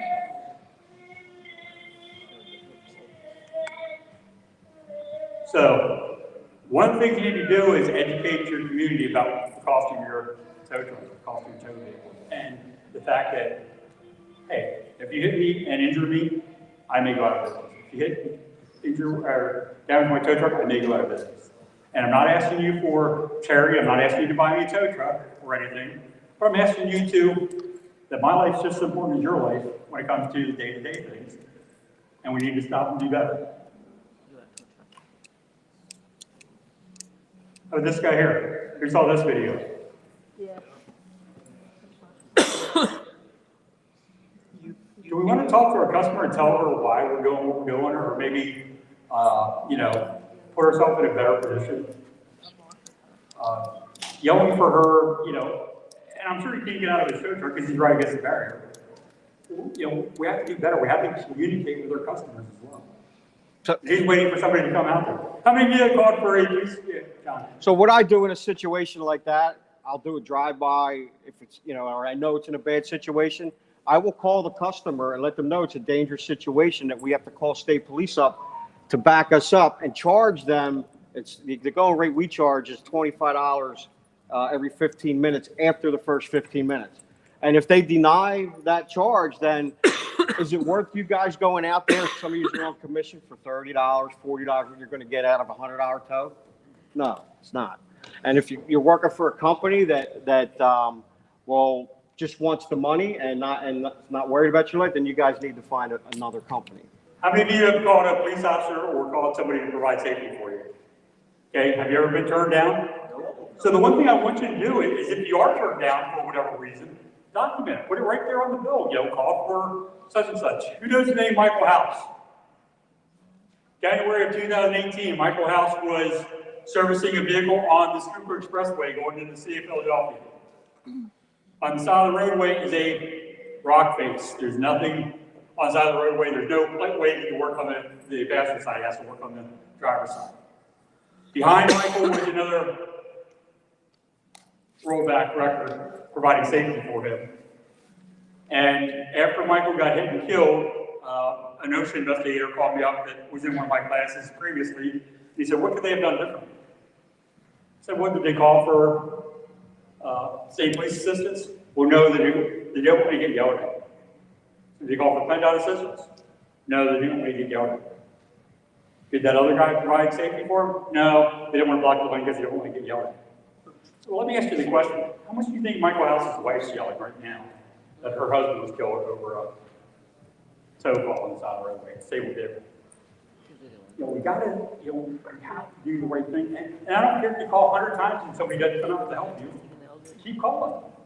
Be a pain in their ass. Be that squeaky wheel. Florida Road Raider, hit 3:30 in the morning. You know? And again, these are tragic. So what I do is I create a video of every responder that gets hit. You don't see the videos because I don't want them to just be a number. Again, Palm Beach County, right? These three were hit on the side of the roadway. One motorcycle broke down, and somebody wiped out all three of them. This is, I wanted to show you, I'm going back, these are all Florida operators I'm showing you here. Another road rage. It's a very dangerous job. You know, high speeds. People not paying attention. How many people just driving in the road in front of you are hitting the skip line, hitting those side of the roadway? She ran across, she was off duty, but she ran across the roadway to provide safety, or to help somebody at sea, and got hit. Well, here's from Pennsylvania. He was a paid firefighter. He knew his job, he had experience. This was the scene. They respond out at 3 o'clock in the morning, coming out of Philadelphia for a DUI traffic crash, didn't know the DUI vehicle. Now, that's the only 2 DUIs coming out of Philadelphia, right? At 3 o'clock in the morning. So they go in and they set up in the right lane, and they just set up in the right lane and didn't put any blocking in place. They put 2 traffic cones out directly behind their fire truck. Why they only put 2 cones out?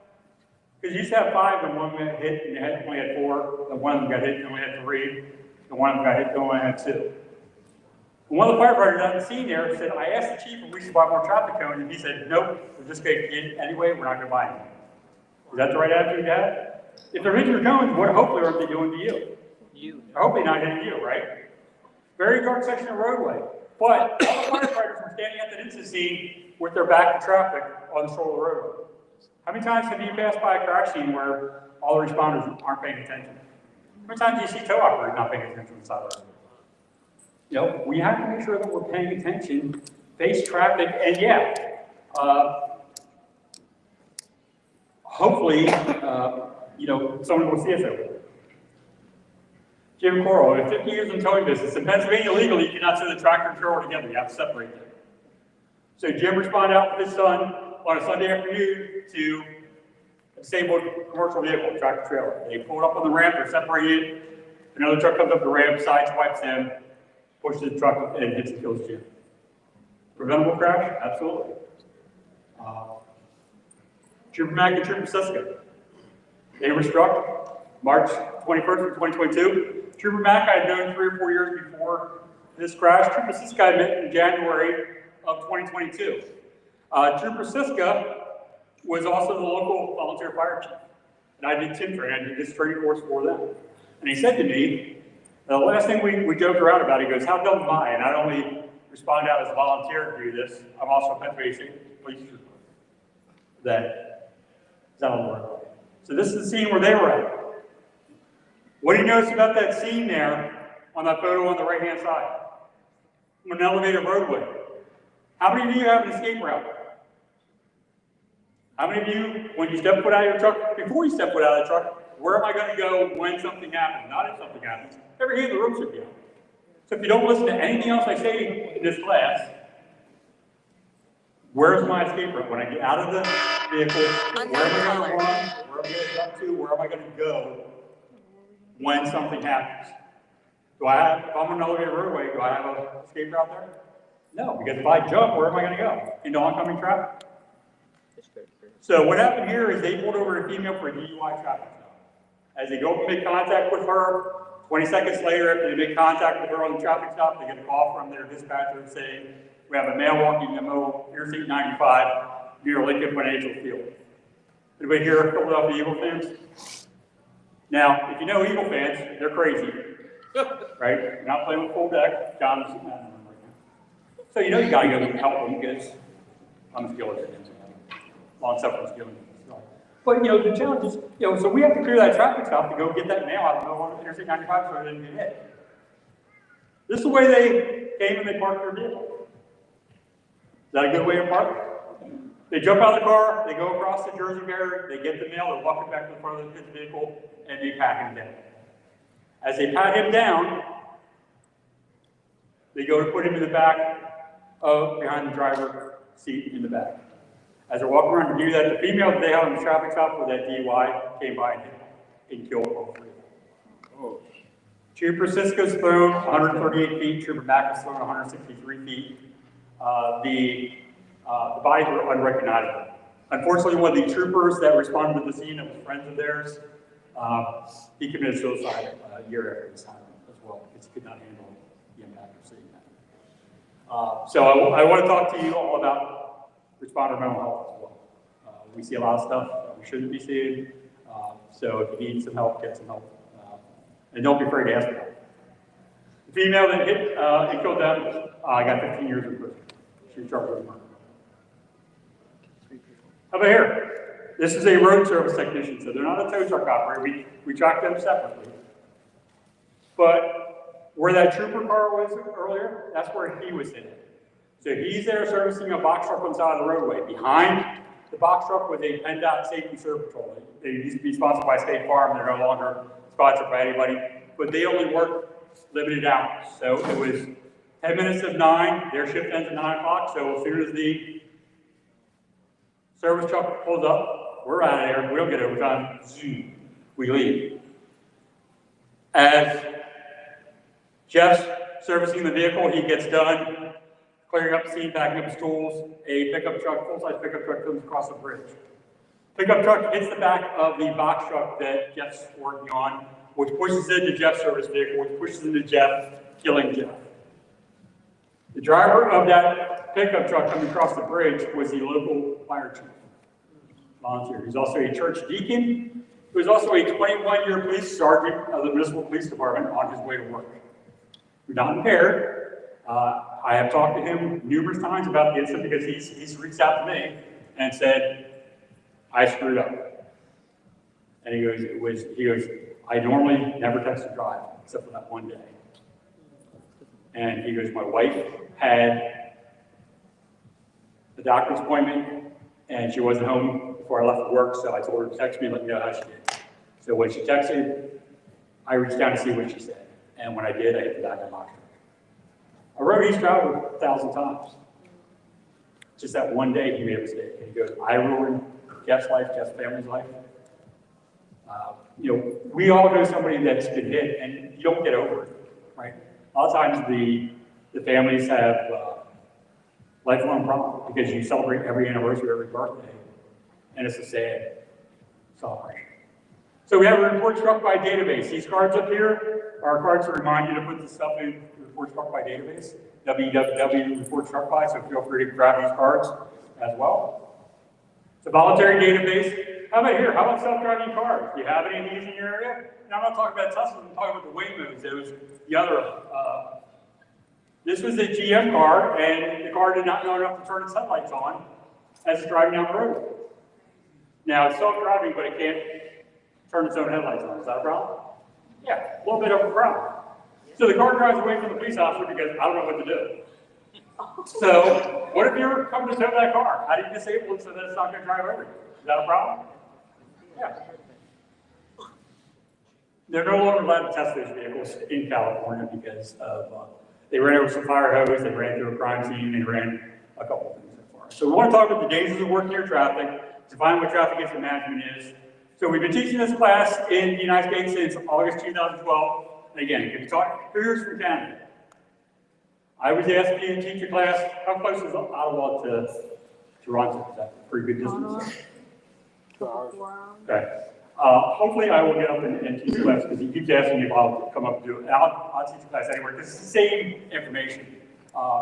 So the reason why we do it is responder safety. Who's a responder? You are a responder. Whether you're on duty or off duty, right? Safe, quick, clear, prompt, reliable, uninterruptible communication. You as a tow truck operator, can you talk to the other responders at the scene? Can you just talk right to the police officer? Yeah, absolutely. Yeah, Can you? Okay. In many places you can. Is that a problem when you can't talk to them directly? Yes. Yeah. How many times do you get dispatched for a call, a crash, respond out for a truck crash? Okay, well, what kind of truck? Is it a Ford Ranger? Is it a, is it a set of tandems? Is it a set of triples? Is it is it a reefer? Is it a tanker? What am I going to? And if you have that information from the scene, that's good. Who played the whisper game as a kid?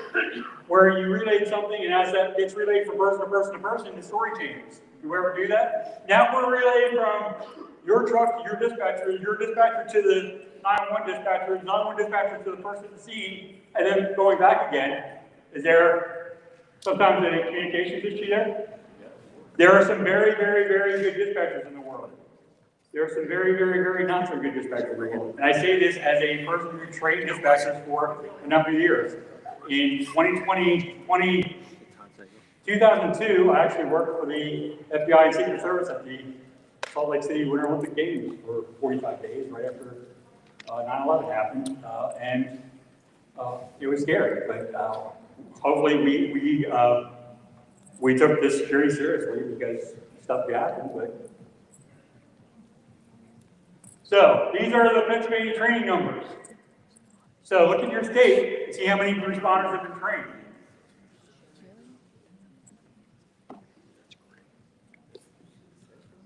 And it's good. And now look at the percentage of responders trained.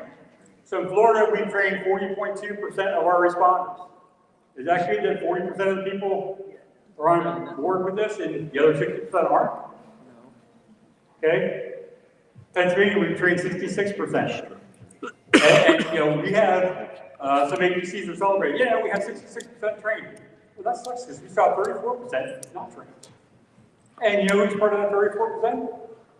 A lot of law enforcement, a lot of tow truck operators, a lot of people that should have that training don't. So, just so you know, if you're a Florida tow operator, congratulations, you're 100% trained. Because we use big numbers for this, right? Pennsylvania, we're 100% trained. In Pennsylvania, we showed that we had trained 189 tow truck operators. They said, yay, we're 100% trained. Have you looked around to see how many tow companies we have? We have more than 189 towing companies. So I know we have more than 189 tow truck operators. But yeah, we play that numbers game. Let's not play the numbers game and let's get people trained. So again, this is the program I showed you with the virtual reality tool. This was the tool that we designed because I did unified incident command training for the Pennsylvania Turnpike. And I would use an 8-foot long map, 3 foot wide, and 200 Matchbox cars. Now, I use Matchbox cars because I don't have Hot Wheels money. I don't have that kind of money. So I'm using, Matchbox cars. And we play Matchbox. So we set us up and we say who parks where. And I had a consultant get done. He said, my group didn't listen to me. Do you mind if I try to do it using virtual reality? So no, I don't mind. And I had low expectations. That program is what I showed you first. And if we had time when we get done today, we can do more of that virtual reality training. We can set up any areas. We can actually bring in Google Maps now and show your actual roadways and talk about when you have a crash in one of your coverage areas, if it rains, if it snows or whatever, do you know that you're going to have a crash there? Do we have known trouble spots? But we don't plan for that a lot of times because it's like, well, what are the chances we're going to have another crash there? We know we're going to have another crash there because we always have crashes. How many vehicles do you see here? What's my hazard? A tanker? So, if the police officer pulls up and he parks right here, is that going to be a problem? But why do we park there? Well, we don't want to have to walk far, right? Because, that takes a lot of energy to get out and walk far. Is that a problem when that catches fire? Now what's my hazard? Yeah, at least the fire. But, we did this training for the Pennsylvania State Police, and we said, tomorrow, where'd you park your car? And he parked right in the middle. And then we say, and he goes, I back up. You can't, fire trucks are there now. You can't move. They pull off the hose. You're still gonna park there? Now you're done with it. Fry, and then you're gonna be in trouble. Then fried donuts. But again, am I worried now that car's on fire or that tanker? How many of you respond to EV fires? Or is that a concern for any of you? It is. But is it a thermal runaway? What is it? Is it actually an EV? Or is it a magnesium fire? Somebody put water. When we do that 360-degree size up, now we know that scene we have another vehicle involved that we didn't know about, right? So again, if you're on a police rotation list or you're on the police call list, is somebody giving you a good scene size up letting you know what you have? And if not, how can we build that rapport with them and how can we get them? Can we do a show and tell at our towing yard and say, if this wrecks, this is the vehicle I'm gonna need. You know, because, you know, if you're not experienced in the towing world, again, we just go based on what we see on TV, right? And on TV, we can clean up anything with just a light duty wrecker, right? In 10 minutes. Because we just hook and pull. We don't worry about damage, right? How about here? Is that a problem? It's a barbecue. Yeah, so if I have to clear up how many of you have cleared up a livestock pile? Something hauling livestock?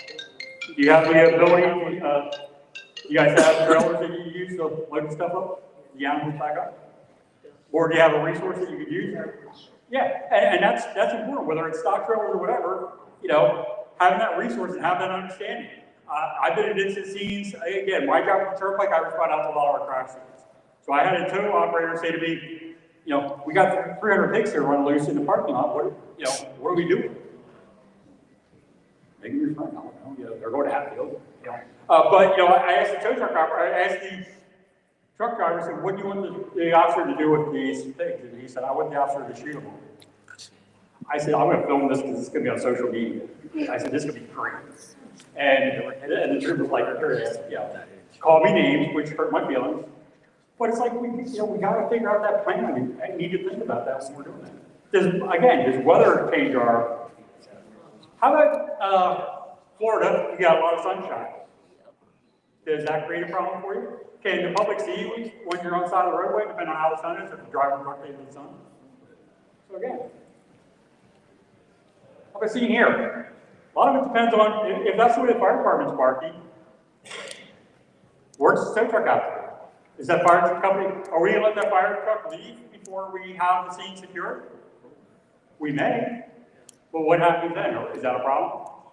We gotta work, we have to, who here is part of a traffic incident management team in your area? Yeah, in this room with, I'm gonna estimate 80 to 90,000 people, what I'm gonna tell everybody. Yeah, we should have more than 3 hands go up. We need to have those. What does the traffic incident management team do for you? Does it allow you to have a conversation with the other responders that are going there? Does it allow them to understand your capabilities? Are all tow companies the same? Or are they all equal? Okay? We need to understand that, and we want to be fair, but we also need to make sure we're getting the right resource to the scene so we can clear up the call as quickly as possible with the appropriate equipment. Again, how does that change? What if that's an E&E fire? What does that do to your response? Anybody have one of those submergent tanks to put the battery in?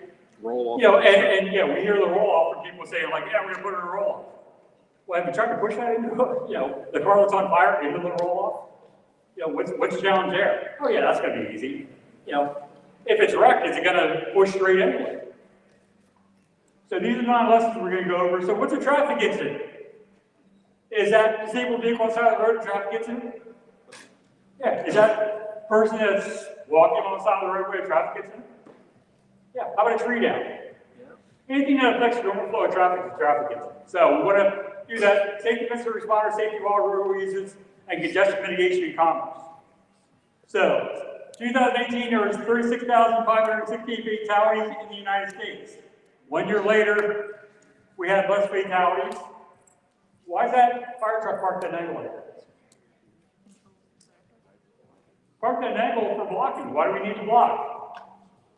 And anybody know how much a fire truck like that costs? It's about $1.5 million. Okay? And it's green. Fire trucks are white. We all know that. No. But that's parked at an angle so that if it's going to hit anything, it's going to hit the fire truck before it hits your personnel. That makes sense? Also, look at that gap between the fire truck and where they're staying at the scene. So that fire truck's parked in that buffer space so that when they hit the side of your fire truck or your tow truck or whatever goes forward, it's not going to go into any of your personnel or any of your pedestrian responders. Does that make sense? Okay. So we had less fatalities in 2019. 2020, when we had less traffic on the road, why did we have less traffic in 2020? What happened? COVID, right? So when we had less traffic, but we had 2,500 more fatalities. Why is that? What happens when you have less traffic on the roadway? What do people do? They speed, right? Is B, or were we distracted doing COVID? We didn't know if the world was coming to an end or what, right? You had no idea what was going on. So again, the numbers keep going up. So, I just read a report that last year the numbers were down for fatalities, but we have more and more people killed. So I asked this question earlier, and so we'll ask it again. How many of you are D drivers? How many of you do any of this stuff? Drunk, drug, drowsy, distracted, just plain dumb. Who here drives drowsy? I drive drowsy, right? Now, as tow operators, you only work, what, 20, 25 hours a week? Because you're all millionaires, so you don't need to worry about it, right? You only work when it's sunny out, so you don't work any time. Nobody crashes at night. So, I ask this question all the time, and nobody wants to admit that they're the D drivers, and we're part of the problem. How about these? Here's the disgruntled drivers. Everybody misses being that pissed off disgruntled driver. Developing young drivers, sandwich in the driver. I have this one here for the people that didn't know this. They don't have to lies for this, but won't admit that they're D drivers. I'm a D driver. So where did we start off with traffic incident management? 25 years ago, 27 years ago, we didn't worry about traffic incident management because people were smarter back then. Do we agree on that? Have you met people lately? Yeah. So Pennsylvania Turnpike, single vehicle crash off the roadway into a drainage ditch. The Pennsylvania Turnpike works a little bit differently than a lot of agencies. On the 576 miles of Turnpike roadway, if there's a crash and the fire department gets dispatched, even if it's a volunteer fire company, they pay the volunteer fire company to respond to the incident. Okay, so when in doubt, we're going to send it out. Even if it doesn't look like there's injuries, they get paid for every call they respond to on the roadway. The ambulance the same way. So you go there, crash off the roadway into a ditch. 10 minutes after they arrived on the scene, there was some dialogue on the radio, communications back and forth between the assistant chief, telling the rescue truck to proceed and assist the ambulance and mess with the patient and Dr. Ambulance. As we're putting it back in the truck, the fire company was assisting us lifting the litter into the truck. Next thing I remember is hearing a tractor trailer, which I found out later, that was sliding across the traffic lane to the turnpike. I turned over my shoulder and... So Mike was standing back here when they got hit. Very large. Mike actually just emailed me today and said, can I help him do a traffic incident management program? Sure. I knew there was nothing I could do except try to get out of the driver's seat, get as far away as I could. I yelled for everybody to get out of the way, and I went around on the side of the ambulance to grab my partner that day. I threw him out of the way. Next thing I remember is getting up off the ground and calling for help.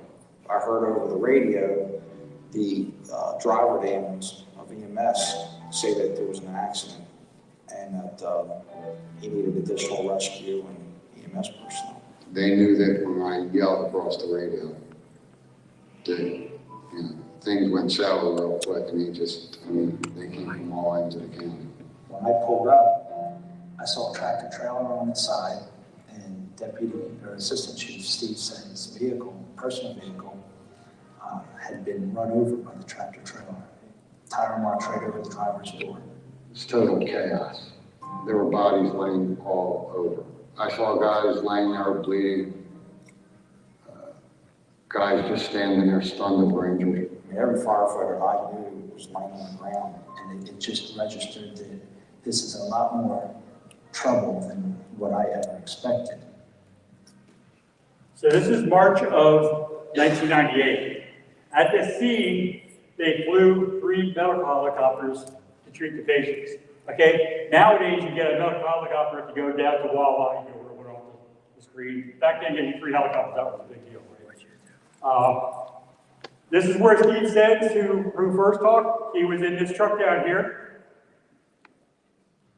Truck driver here did not cooperate with the investigation. They think he was reaching for something. He hit the center barrier and rolled over. Red pickup truck in the middle there, that's a passing motorist. They were not injured at the time. Michael Cox is standing at the back of the ambulance here. That's the scene up top. That's the actual incident scene. Firefighter David Good struck and killed and 9 other responders seriously injured. One of the largest number of responders struck and injured or struck and killed at a single incident scene in the nation still.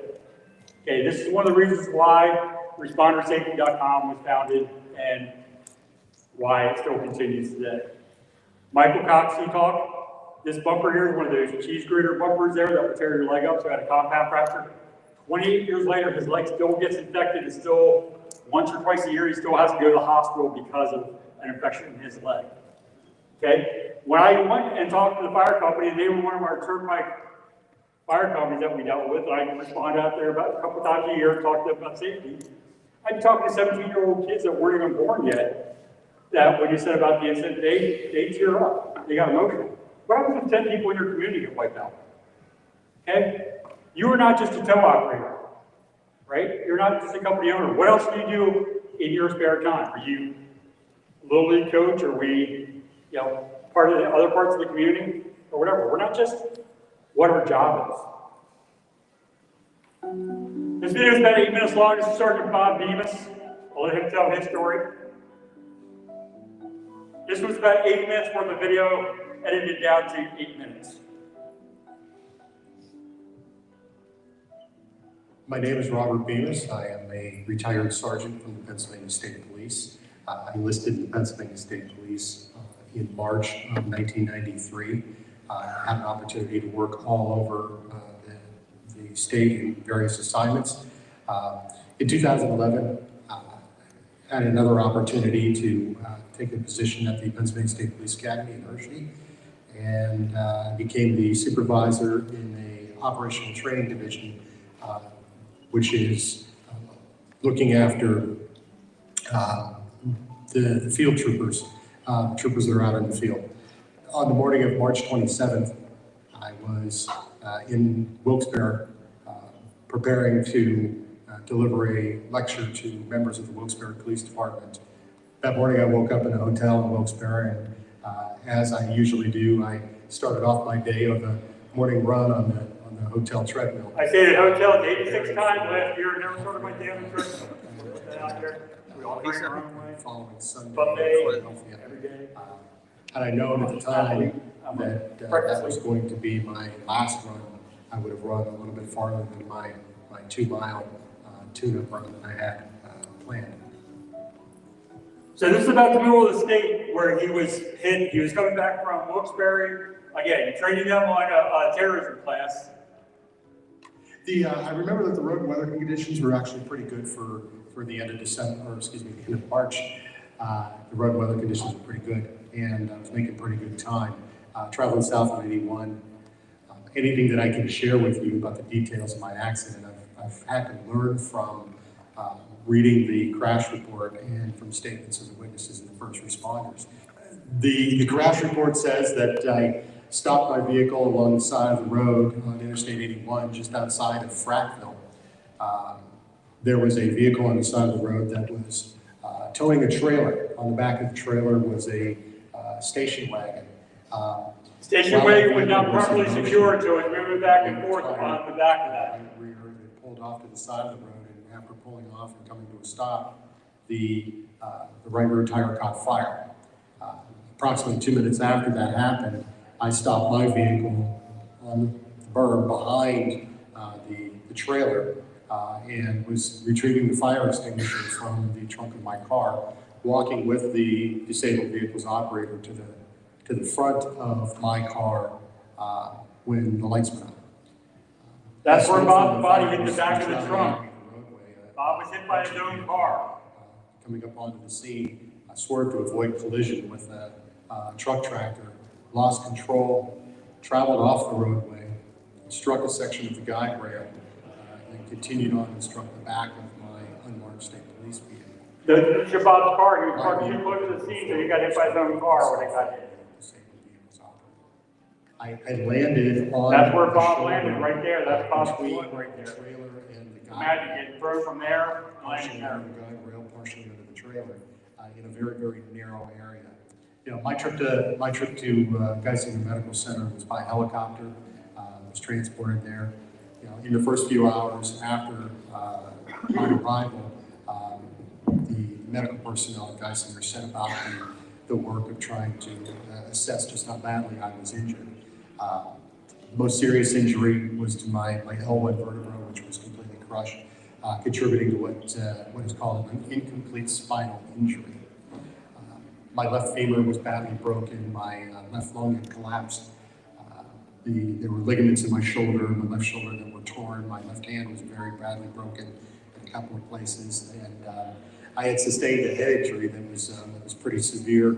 Lots of abrasions, lots of cuts. Bob still has those marks on his head from the road crash. With the ground by my head was so severe that it damaged the optic nerve, resulting in permanent vision loss in my left eye.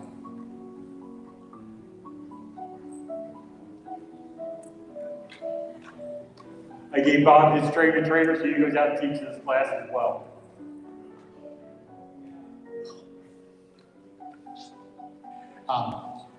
As I said earlier, my primary duties in the Operational Training Division at the Academy was to oversee in-service training for all of the members of the Pennsylvania State Police all across the state. Several years ago, we were tasked with delivering a program on traffic incident management.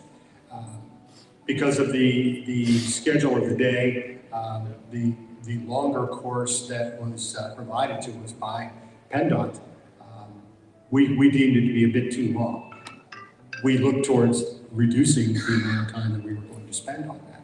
And I say that quite honestly because my mindset at the time was it was a necessary program. It was something that we were required to teach, but it wasn't necessarily something that the rank and file would be interested in hearing. Looking back on that now, of course, I see it a completely different way.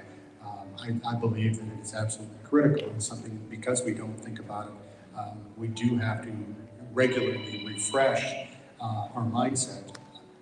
As I said, I have a memory of what I did when I was at the accident scene, but as I was reviewing the photographs, the official photographs from the scene, I took note of the fact that I didn't activate my emergency lighting. I didn't activate my emergency flashers. I didn't have the opportunity, and I think it was just because of the nature of what was going on, I didn't have the opportunity to put flares out, like light flares, and I didn't put any flares out.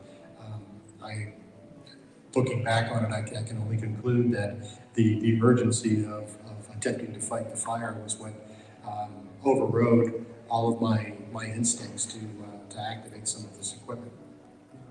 We need to train more. We need to train more people. We need to get the word out. We need to come together and put aside potential rivalries or potential differences between the agencies and to work a lot closer together to train. Keep your head on a swivel and constantly work with the heightened level of awareness of the dangers of the traffic. Take a few minutes to break away from whatever it is that you're focused on to consider the total scene, consider the safety aspects of the scene, to consider potential escape routes. If you can hear the sound of tires sliding on pavement, run to your pre-designated escape route. Don't look, because by the time you look, it's likely too late. We need to refresh our awareness skills on a regular basis, because they are absolutely perishable when you get focused on all of the tasks at hand in an emergency incident. You can't afford not to be aware. So there's Bob's website. Bob wrote a book, and I reached out to Bob after he wrote his book, and I read it. And I said, are you coming to me or I come to you? Because I need you to tell your story, and I need you to talk about what you went through. And Bob very graciously came, and Bob is a very, very good friend now. A couple of points that Bob made. So anybody here in the Marine Corps? Bob was a United States Marine. So as a United States Marine in charge of training all the Pennsylvania State Police, what do you want to do? Do you want to learn about traffic incident management, or do you want to learn about shooting guns and doing hand-to-hand combat and doing that kind of stuff? Right? A lot of times for towers, we want to learn how to recover vehicles, and we want to learn how to upgrade stuff and do the fun stuff, but we don't want to worry about the safety aspect of it. So Bob would admit that They took the 4-hour course that you were getting over 2 days, and they reduced it to 20 minutes. Because then we could check the box and say, we all had temp training when we did. Is that a problem? Absolutely. You know, and Bob will admit it. Bob will talk about, I did not create my hazards. How long did that take? Boop. I didn't put my emergency light out. I used to say Kojak light because I realized I'm getting old and people might not know who Kojak was. So, he goes, do we get tunnel vision when we get to an incident scene sometimes? We just want to get right into it and solve the problem without making the scene safe.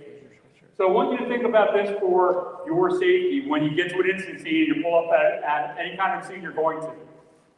We all know slow down, move over, right? Slow down, move over applies to us a little bit differently as a responder too. We need to slow down, move over for somebody on the side of the roadway, but when we pull up to an incident scene, we want to slow down, take a breath, take a deep breath and look and survey the scene and make sure that scene is safe. No wires down, no hazards, or whatever. And the move over part is, how many times are we working alongside the fog line or alongside the skip line when we don't have to?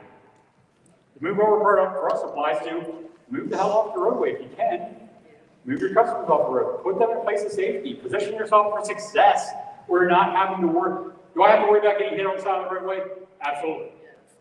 But do I have to worry even more about getting hit if I'm standing in the middle of the roadway? Yes. Have it here. So Pennsylvania Turnpike, again, works things a little bit differently. Our tow trucks go at the same time everybody else goes. So we don't wait to see if the tow truck's needed. They get to at the same time the fire, everybody else goes, the tow truck goes. That way, quick clearance. That tow truck arrived on the scene 2 minutes after the call was dispatched. That tow truck was on the scene. We also don't wait for the police to come there and say, yep, that's blocking the roadway. Maybe we better move it. They will call it on the radio and say, can we move this there from the roadway? The police will say, yep, move it off the roadway. So he got there in 2 minutes, they kind of move it, yep, move it off the roadway. The tow operator dropped his car keys and bent down and picked them up when that car went over his head. He said, the only reason why I'm alive is because I'm a klutz and I dropped my car keys. Again, you can do everything right. What do you notice about the fire companies there? All of them are wearing high vis, right? Why are they wearing high vis? Because we have a contract with each of those fire companies, and we enforce the contract with them that if you don't wear high vis, we're not paying you, and we're going to terminate the contract. Same for towing company. You have to wear a class 3 garment if you were a tower on the turnpike. It doesn't have to be a class 3 vest. We decided we don't want it to have to be a vest. We have to wear a class 3 garment.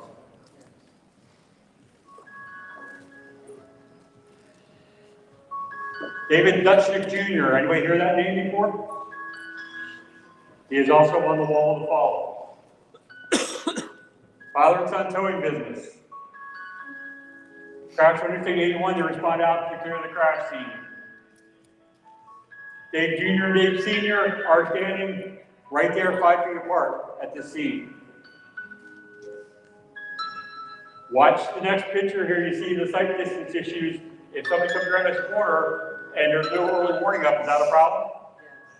Yeah, so we'll talk about this here. And Dave Sr. and Dave's daughter and wife should be down here at the tow show. This sign's been up. If you travel under 81, you'll see this sign up in Park Summit. It's been up since he's been struck. Yeah. You can interrupt my class. It doesn't matter. I'll solve all of yours. No, you do you, boo. This is what I got to deal with. I love him, but I must kill him. So. David's birthday was August 4th. He was struck August 5th. His first wedding anniversary was August 6th because he moved off life support August 8th. The driver of that tractor trailer was from Brazil. We do not extradite from Brazil. So 3 hours after the crash, he was on a plane to Brazil. That driver is now on the top 10 most wanted list in Pennsylvania for a murder. The trucking company, as many of you know, did not have insurance. So they filed for bankruptcy right after the crash. So again, imagine the tragedy, and I'm imagining the tragedy because I get no justice out of that tragedy. Much the way tow operators work on the side of the roadway, right? Now, if I'm walking there, can I be looking over my shoulder, or can I be sort of, can he reposition himself so that he's sort of countered, that he's looking, that he could maybe come out?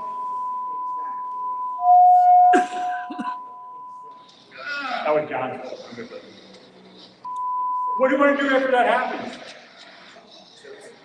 Get off the side of the roadway, right? Is doing this help you?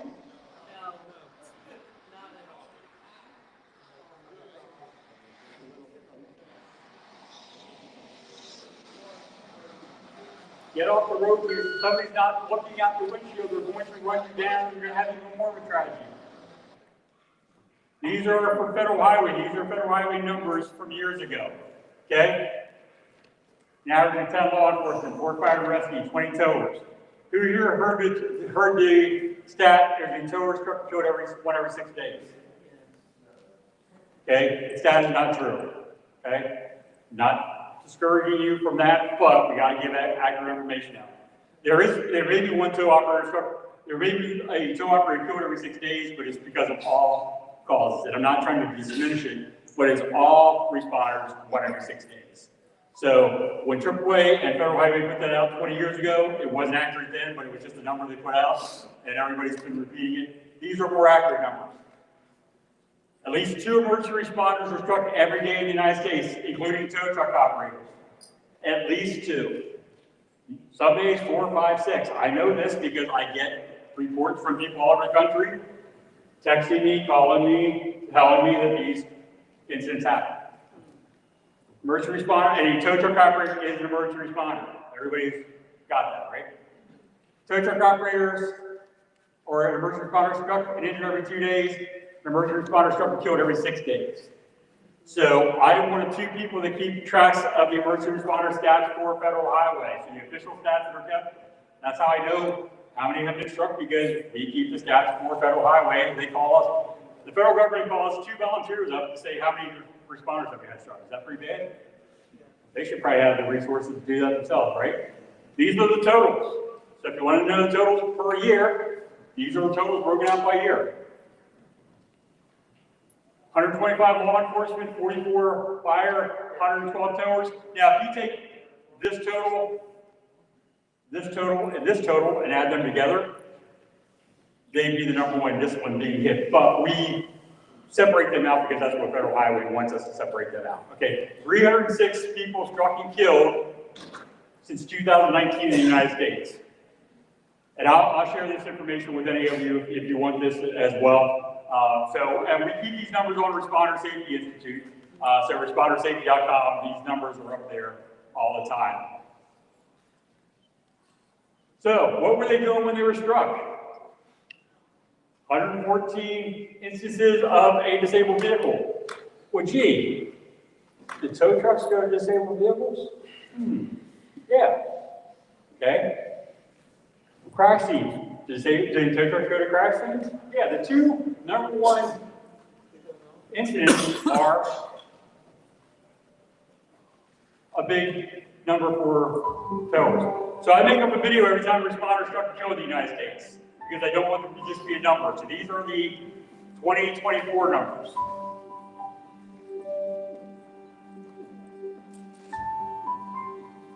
"46 responders struck and killed in the United States last year." I'm going to try to start tracking Canada, Canadian, struck by fatalities as well. Usually if they have a family photo, that's a photo that the family sent to me that I can put in here.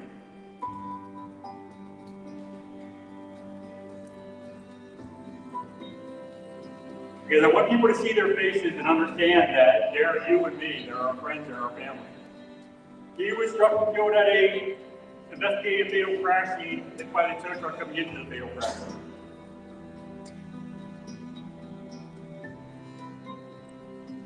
These don't count any work zone crashes. So these don't count any of the road crews unless they were functioning as a responder at a crash scene.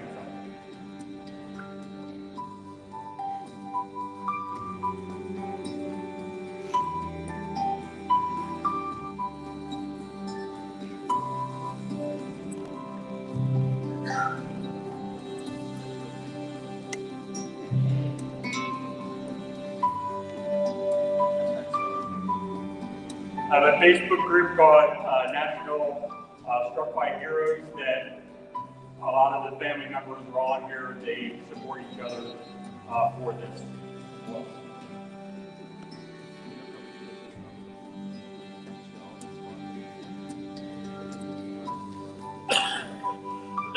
so these DOT workers were directing traffic at a crash when they were hit.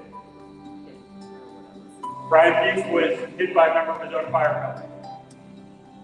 Every year we have somebody hit by the responders going to the scene.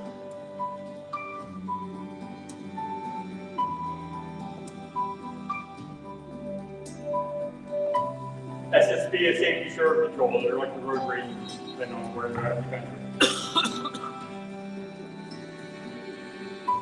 Kentucky has had 3 tow operators in the past year. So if it happened to you, yes.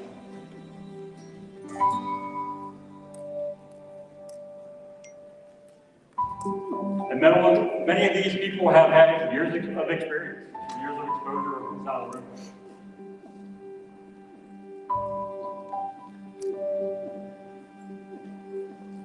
Florida has a lot of responders struck killed every year. Pennsylvania averages 2 a year.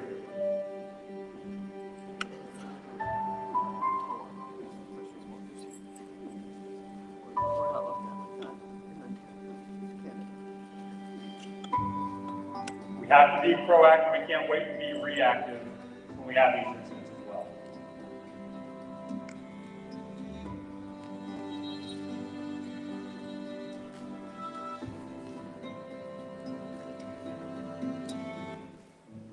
They're the ones for 2025. Again, every time a responder is struck and killed, I update this video. This video is also on respondersafety.com for the past 5 or 6 years. They're listed on there. Both those first 2 were struck in pinpoint crashes.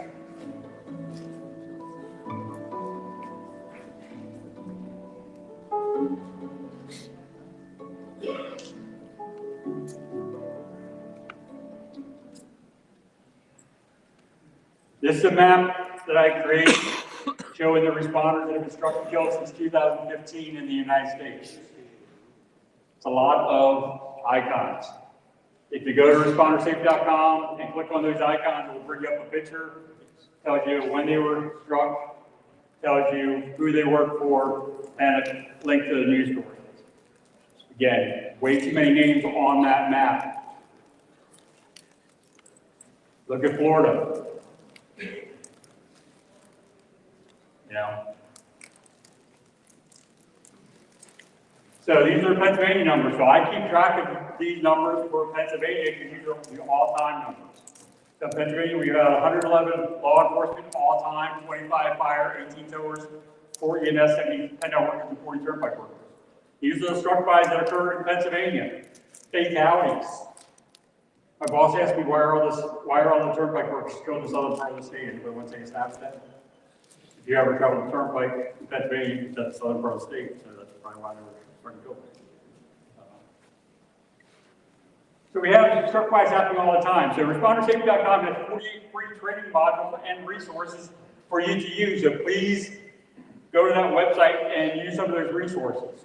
So secondary crashes, that means I'm out at a disabled vehicle. I'm out doing something else when something else happens. So we'll talk about that as well. How many times a day does this happen on our roadway near you? Yeah, because people aren't paying attention, right? Oh. At least you got slowed down. Yeah.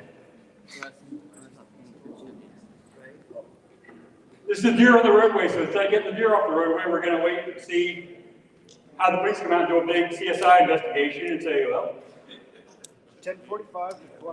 Get off the roadway, right? Last October on the Pennsylvania Turnpike, they had 687 deer strikes, 5 coyote, 3 bear, and 1 Bigfoot. So only 1 Bigfoot? Yeah. We don't. They come from down north. We don't board them. See, we're vehicle crash off the roadway.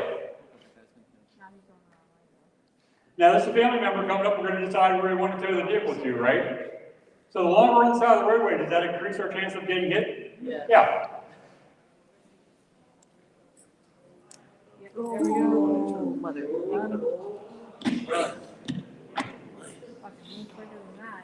One Yeah. toe just turned into three. Yeah. This is cable medial barrier. Do you have any of this in your area that you go to? And what's it do? It keeps them from crossing over and keeping those head-on crashes, but is it a problem? So the car crash, this truck's gonna pull over, and there's gonna be a trooper that's gonna pull over, and he's gonna back up to the scene and back up to the crash.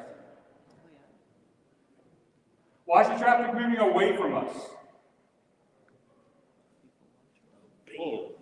We have rubber duck.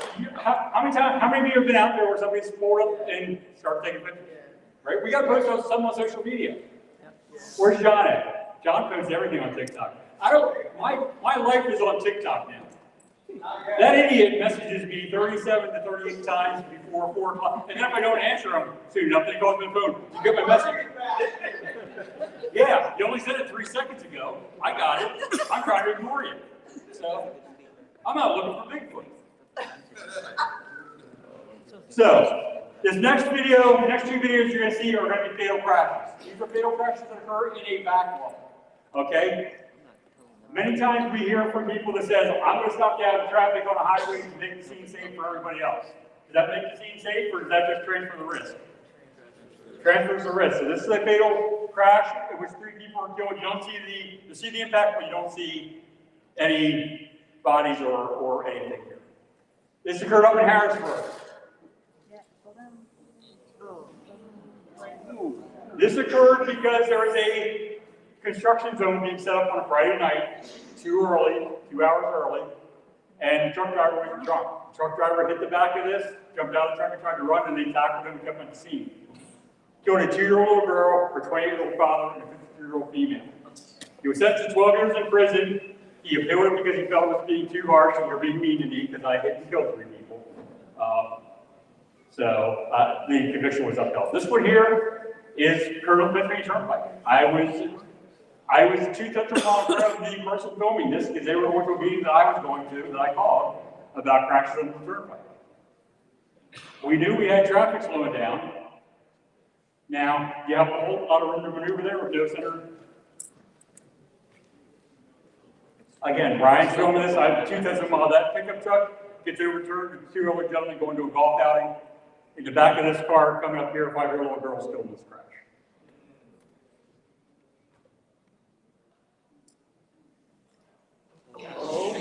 Again, how do we prevent these kind of incidents from happening? You know, again, when we go out there and do some stuff that we don't put any early warning up or do anything, we knew that this person was coming. 28 miles before this, we knew he was coming. We just nobody could get him stopped. How about here? How many times have you been on the scene where everybody seems to go into prevent defense, and nobody's working with any kind of sense of urgency? Do we do that? All the time, right? So this is a field fire. Fire company's getting ready to leave the scene, but they're not working with any kind of sense of urgency because it's 2 o'clock in the morning and we're just going to go back to the station and either sit or go back to bed. So we're not going to work with any sense of urgency to get out of there.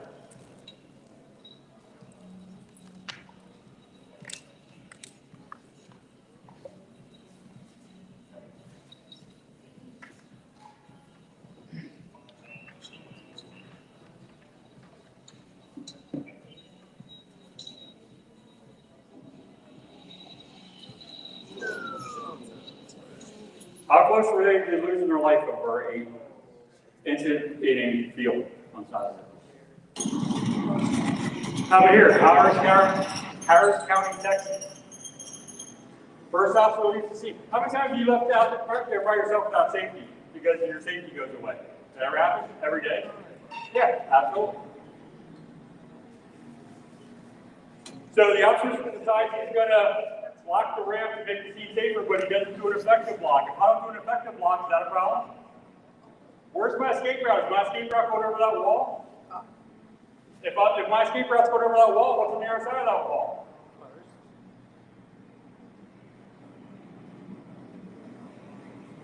Has that ever worked for anybody holding that flashlight and doing Morse code and shining it at anybody?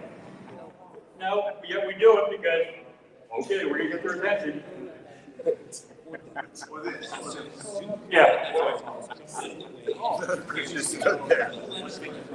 Like, what is the law? They weren't hurt because they had no idea anything's going on. If you're in charge of those people, do I want to try to make sure that we have a general idea of what's going on there?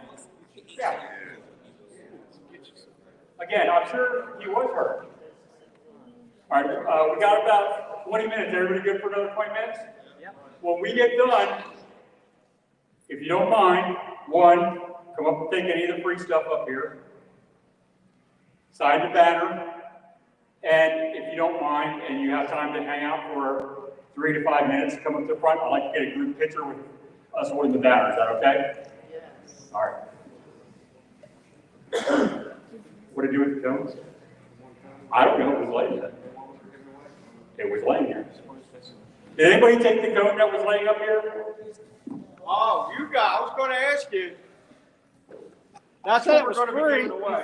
He could win. I said everything was free. You did say everything was free. I am, in my defense, I am an idiot, so you can't blame me. How about here? How many times have we worked with her back in traffic?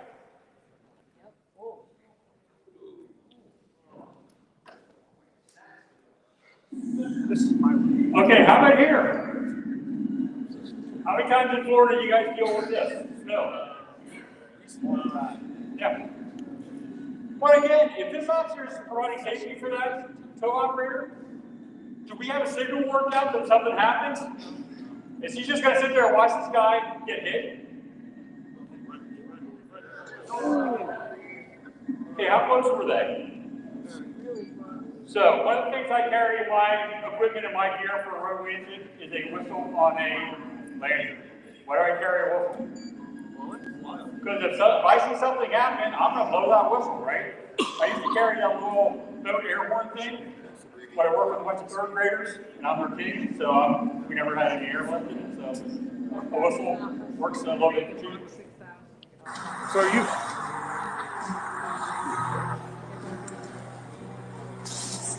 Yeah. So are you saying the traffic control unit that's supposed to be blocking is supposed to be close enough for him to hear a whistle? No, I'm saying that they should have had a signal worked out that I blow my siren, I do something. I have a signal worked out that they're gonna hear that. Yeah, they're not gonna hear that whistle. Yeah, I'm talking about if I'm in the scene and the immediate scene and I'm functioning as a safety officer at that scene, my job as a safety officer is what? Is my job to watch what's going on in the scene, or is my job to watch traffic? My job is to watch traffic, and I'm gonna blow it out like a little whistling fool if somebody is coming too hot and heavy or whatever. It may not work, but is it better than not doing anything? Is it better for that officer to sit there and be watching videos or doing whatever and not paying attention? No, I want to let somebody know. One of the things they're doing on the turnpike is they're now using like the boat air horn kind of thing. That if that person is sitting there doing traffic control, if something happens, they're going to blow that horn to get somebody's attention and let them know that they're out there. How about this? If I'm working on the traffic side, can I move that vehicle to a safer location? Is anybody paying attention as to why is that light flickering like that? I have no idea. Yeah, now I'm going to go after the guy.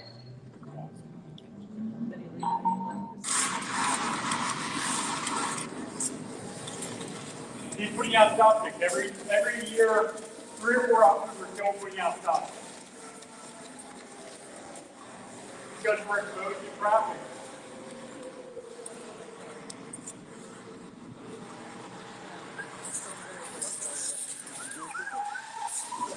Well, we got to catch the bad guy, right? How about this one here? I didn't see this video. Yeah, this is crazy. Personally. Look, if he's going to steal your truck, do I want to jump on the truck to get out of there? Probably not. Oh.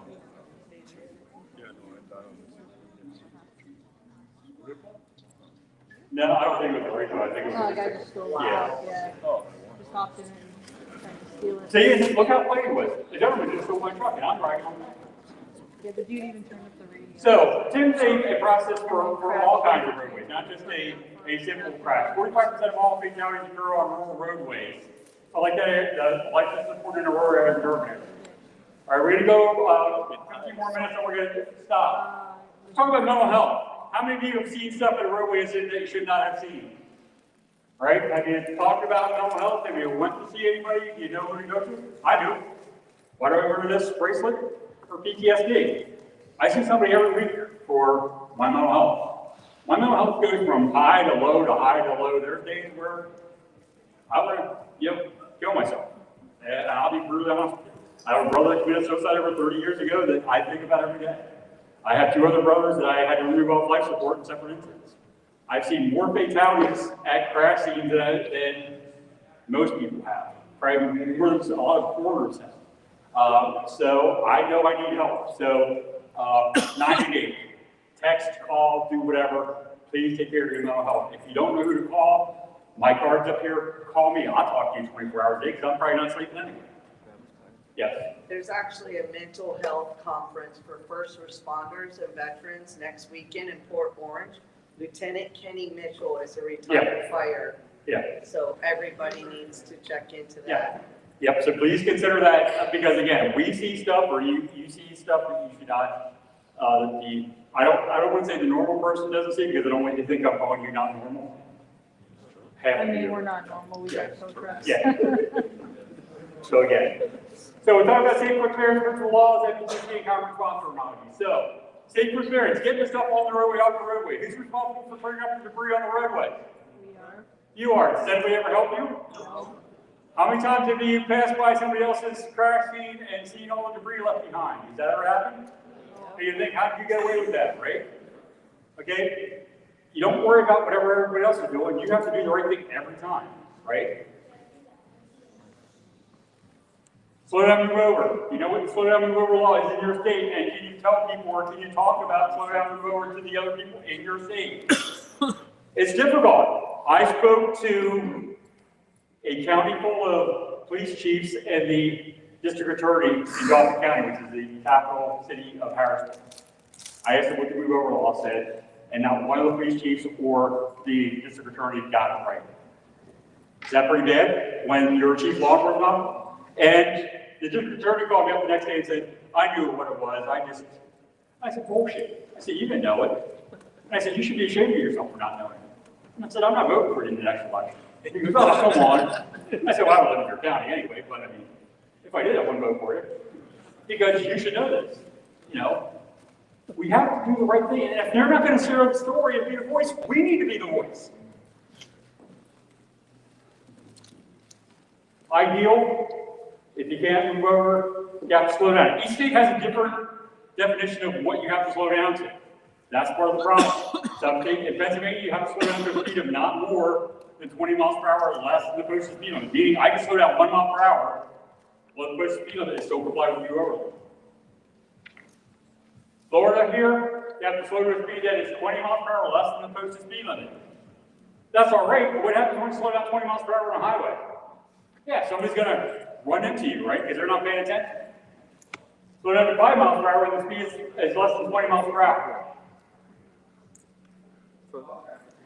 Again, this gives you the, so in 2020, there were 14,000 citations. So they're writing citations out here in Florida. Can they write more? Absolutely. So what I want you to do is each of your states, do a right to know request for your move over citations that are written, along with the dispositions. I do that every year in Pennsylvania.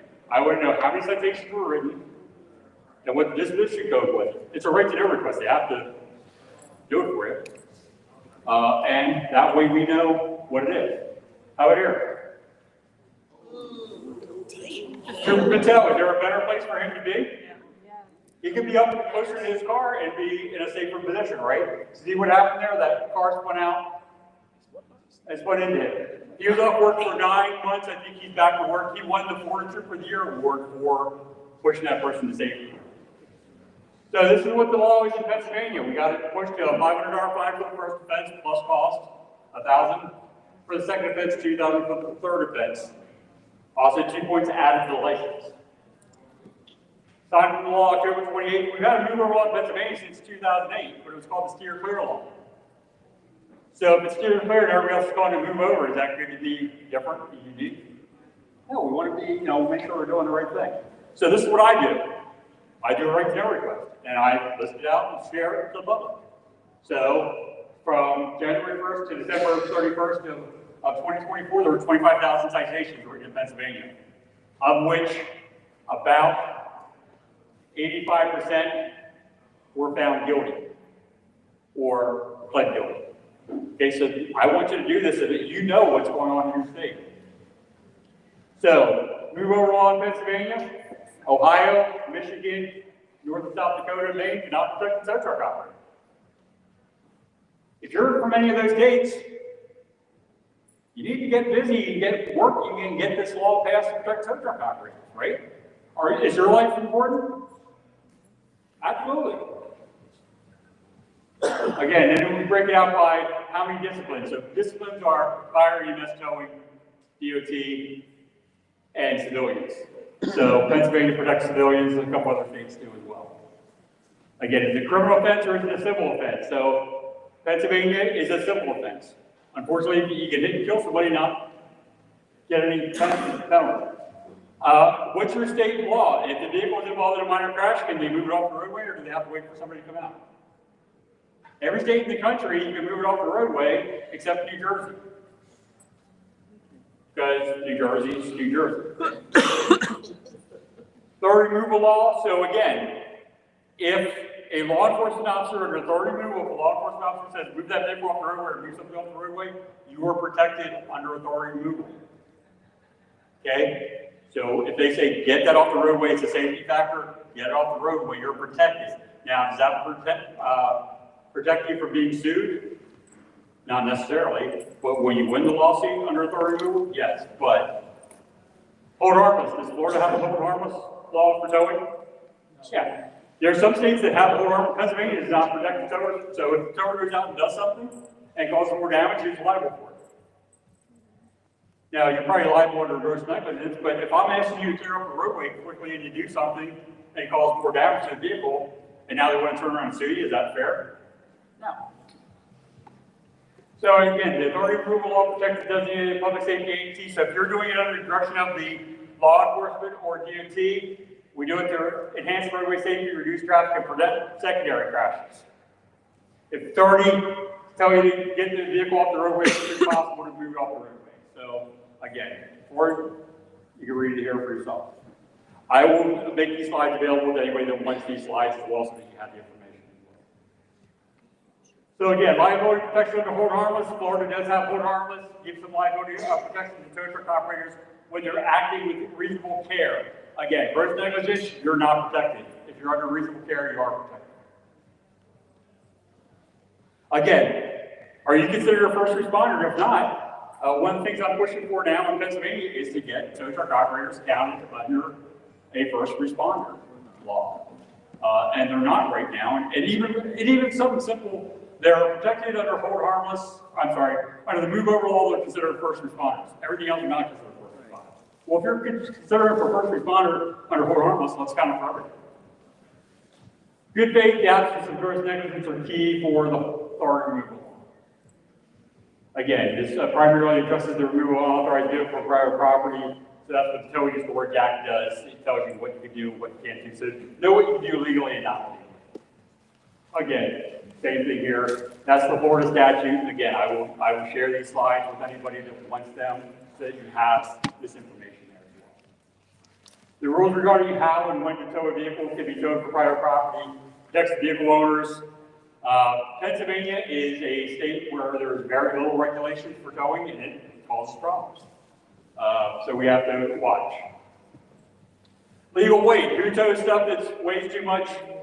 But that's okay. If it's I think I had a conversation with somebody earlier. If it ships, it fits, right? Even if it's, again, I'm not saying what you do. I'm saying what's legally allowed to do. Again, you may tow something overweight, but understand there's consequences to that as well. I think it was Paul and I were talking about that. So again, know what you can do under your legal weights, know how to figure out your legal weights as well. Legally, you cannot exceed your registered weight.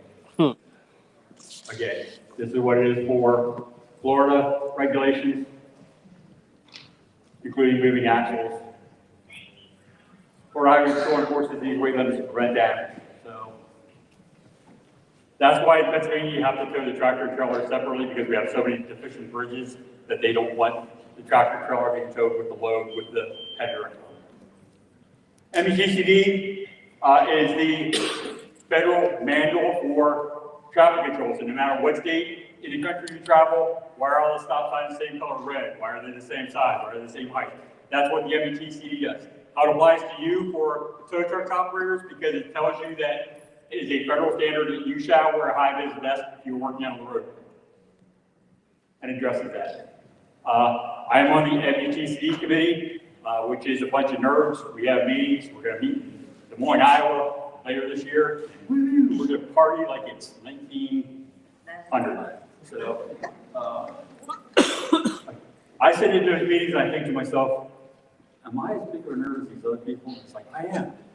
And it's like, and I think, but the problem is, we have 5 committee members at these meetings and then 30 attorneys sitting in those meetings, looking to see everything you do, and when you mess up, who's gonna, so we actually use for my committee, for the temporary traffic control committee, we asked them, what would you do if we make this a recommendation? Well, we can sue you for this, this, and this. So we want to know so this is what affects us here. Again, there's a standard you can get trained in as a traffic incident management professional. Do any of you operate any kind of traffic control units as well? So one of the things that you may want to look at is a standard, it's a federal standard, but then we also, so it tells you, again, same thing, how to put up signs, how to do this kind of stuff. That's the 1091. There's also this on respondersafety.com. This is the fire department safety officer thing.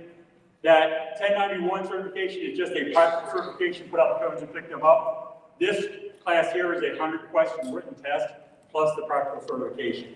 We offer this in Pennsylvania. I've trained probably 100 and some people in this class. I've only had one person not pass the test, but he passed the retest on that as well. So that's on respondersafety.com, and that's through the fire department safety officer. Responder Safety has a lot of resources to use, take advantage of those resources. All right, let's,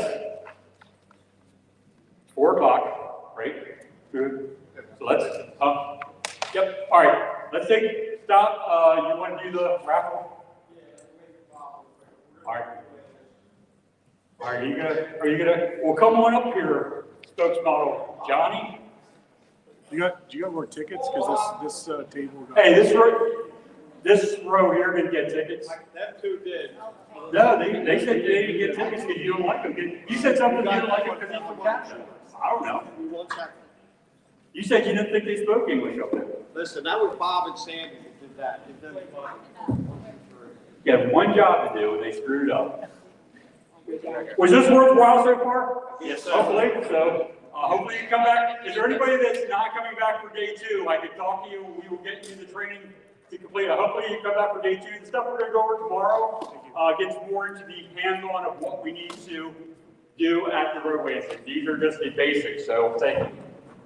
Please come up and take any of this free stuff. And if you are available to stay for the picture, stay for the picture. Buffing the phone, right? In that little box there is my business cards. Feel free to open that up, take my business cards, I have my contact information as well. I can't read all those. If any of you guys know me from social media, please come on up and introduce yourself. Pick a winner. Gets the cone. Smoke everybody. He does. I get the cone? No, you don't get the cone. Last 3 digits, 616. 616. 616, we're going to count 10, and then if you don't, Last 3 digits on your right here. Oh, you said you worked it out. Look at that. Here, you told me, yeah. It's gotta go now. Now there's going to be tariffs. This is from JB Take it over. Now we're going to take over the Canadian border. You're gonna put up with your charger. That was your birthday. Exactly. Yeah, there's plenty more traffic going, so feel free to take them. There's a 40 tow trucks in that little. We'll have giveaways tomorrow. Absolutely. One, two, 3, 5. I get to feed my team and Yeah. Then I'm probably gonna walk around. Yeah, that's good. Yeah, we'll see, like, yeah, because I'll probably kill it. Yeah, there's a box down there before you got it ready, if you don't mind. I was gonna try and stick because Yeah, get more Oh, yeah, I'm sorry. It doesn't matter if it's awful loud, I'll put it back together. Yeah, these are the carrot trucks, so there's actually information from there. I know it seems like it's weird to the dog because it's like I don't know. It's like I don't care. My dog carries on.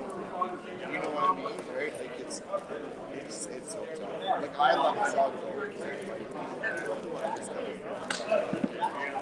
And that makes it it's never the same.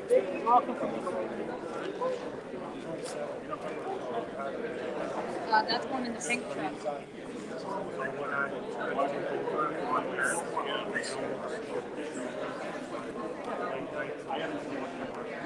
Yeah. All that shit.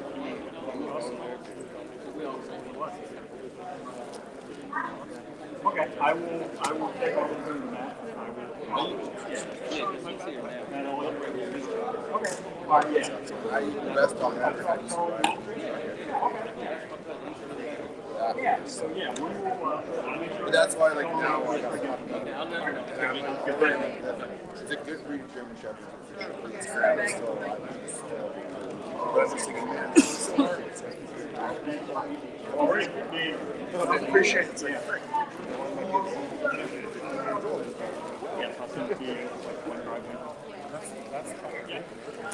If anybody's able to stick around, we'll get a quick photo quick. If not, that's okay. Or if you come back tomorrow, we'll get the photo tomorrow. How's that? Just do it today. Oh, so you're not coming tomorrow? Okay, sounds good. Yeah. Yeah, you already wanted to go. That's what they said. You wanted to go. We're not coming back tomorrow. We're rich. We're thinking rich. You have that. Yeah. Yeah.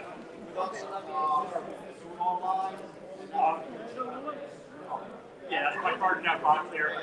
The thing is that in the nonprofit, the national nonprofit that we're starting, so we will all appreciate it and support it now.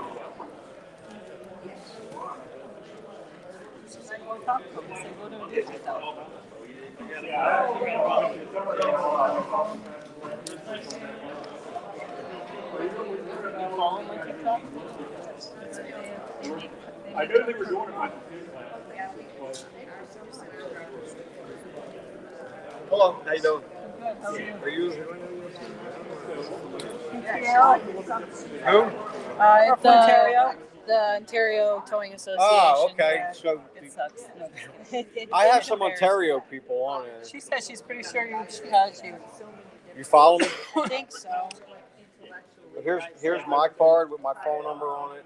My story is that link, is that QR code Thank you. of how I got involved with all this stuff. Let me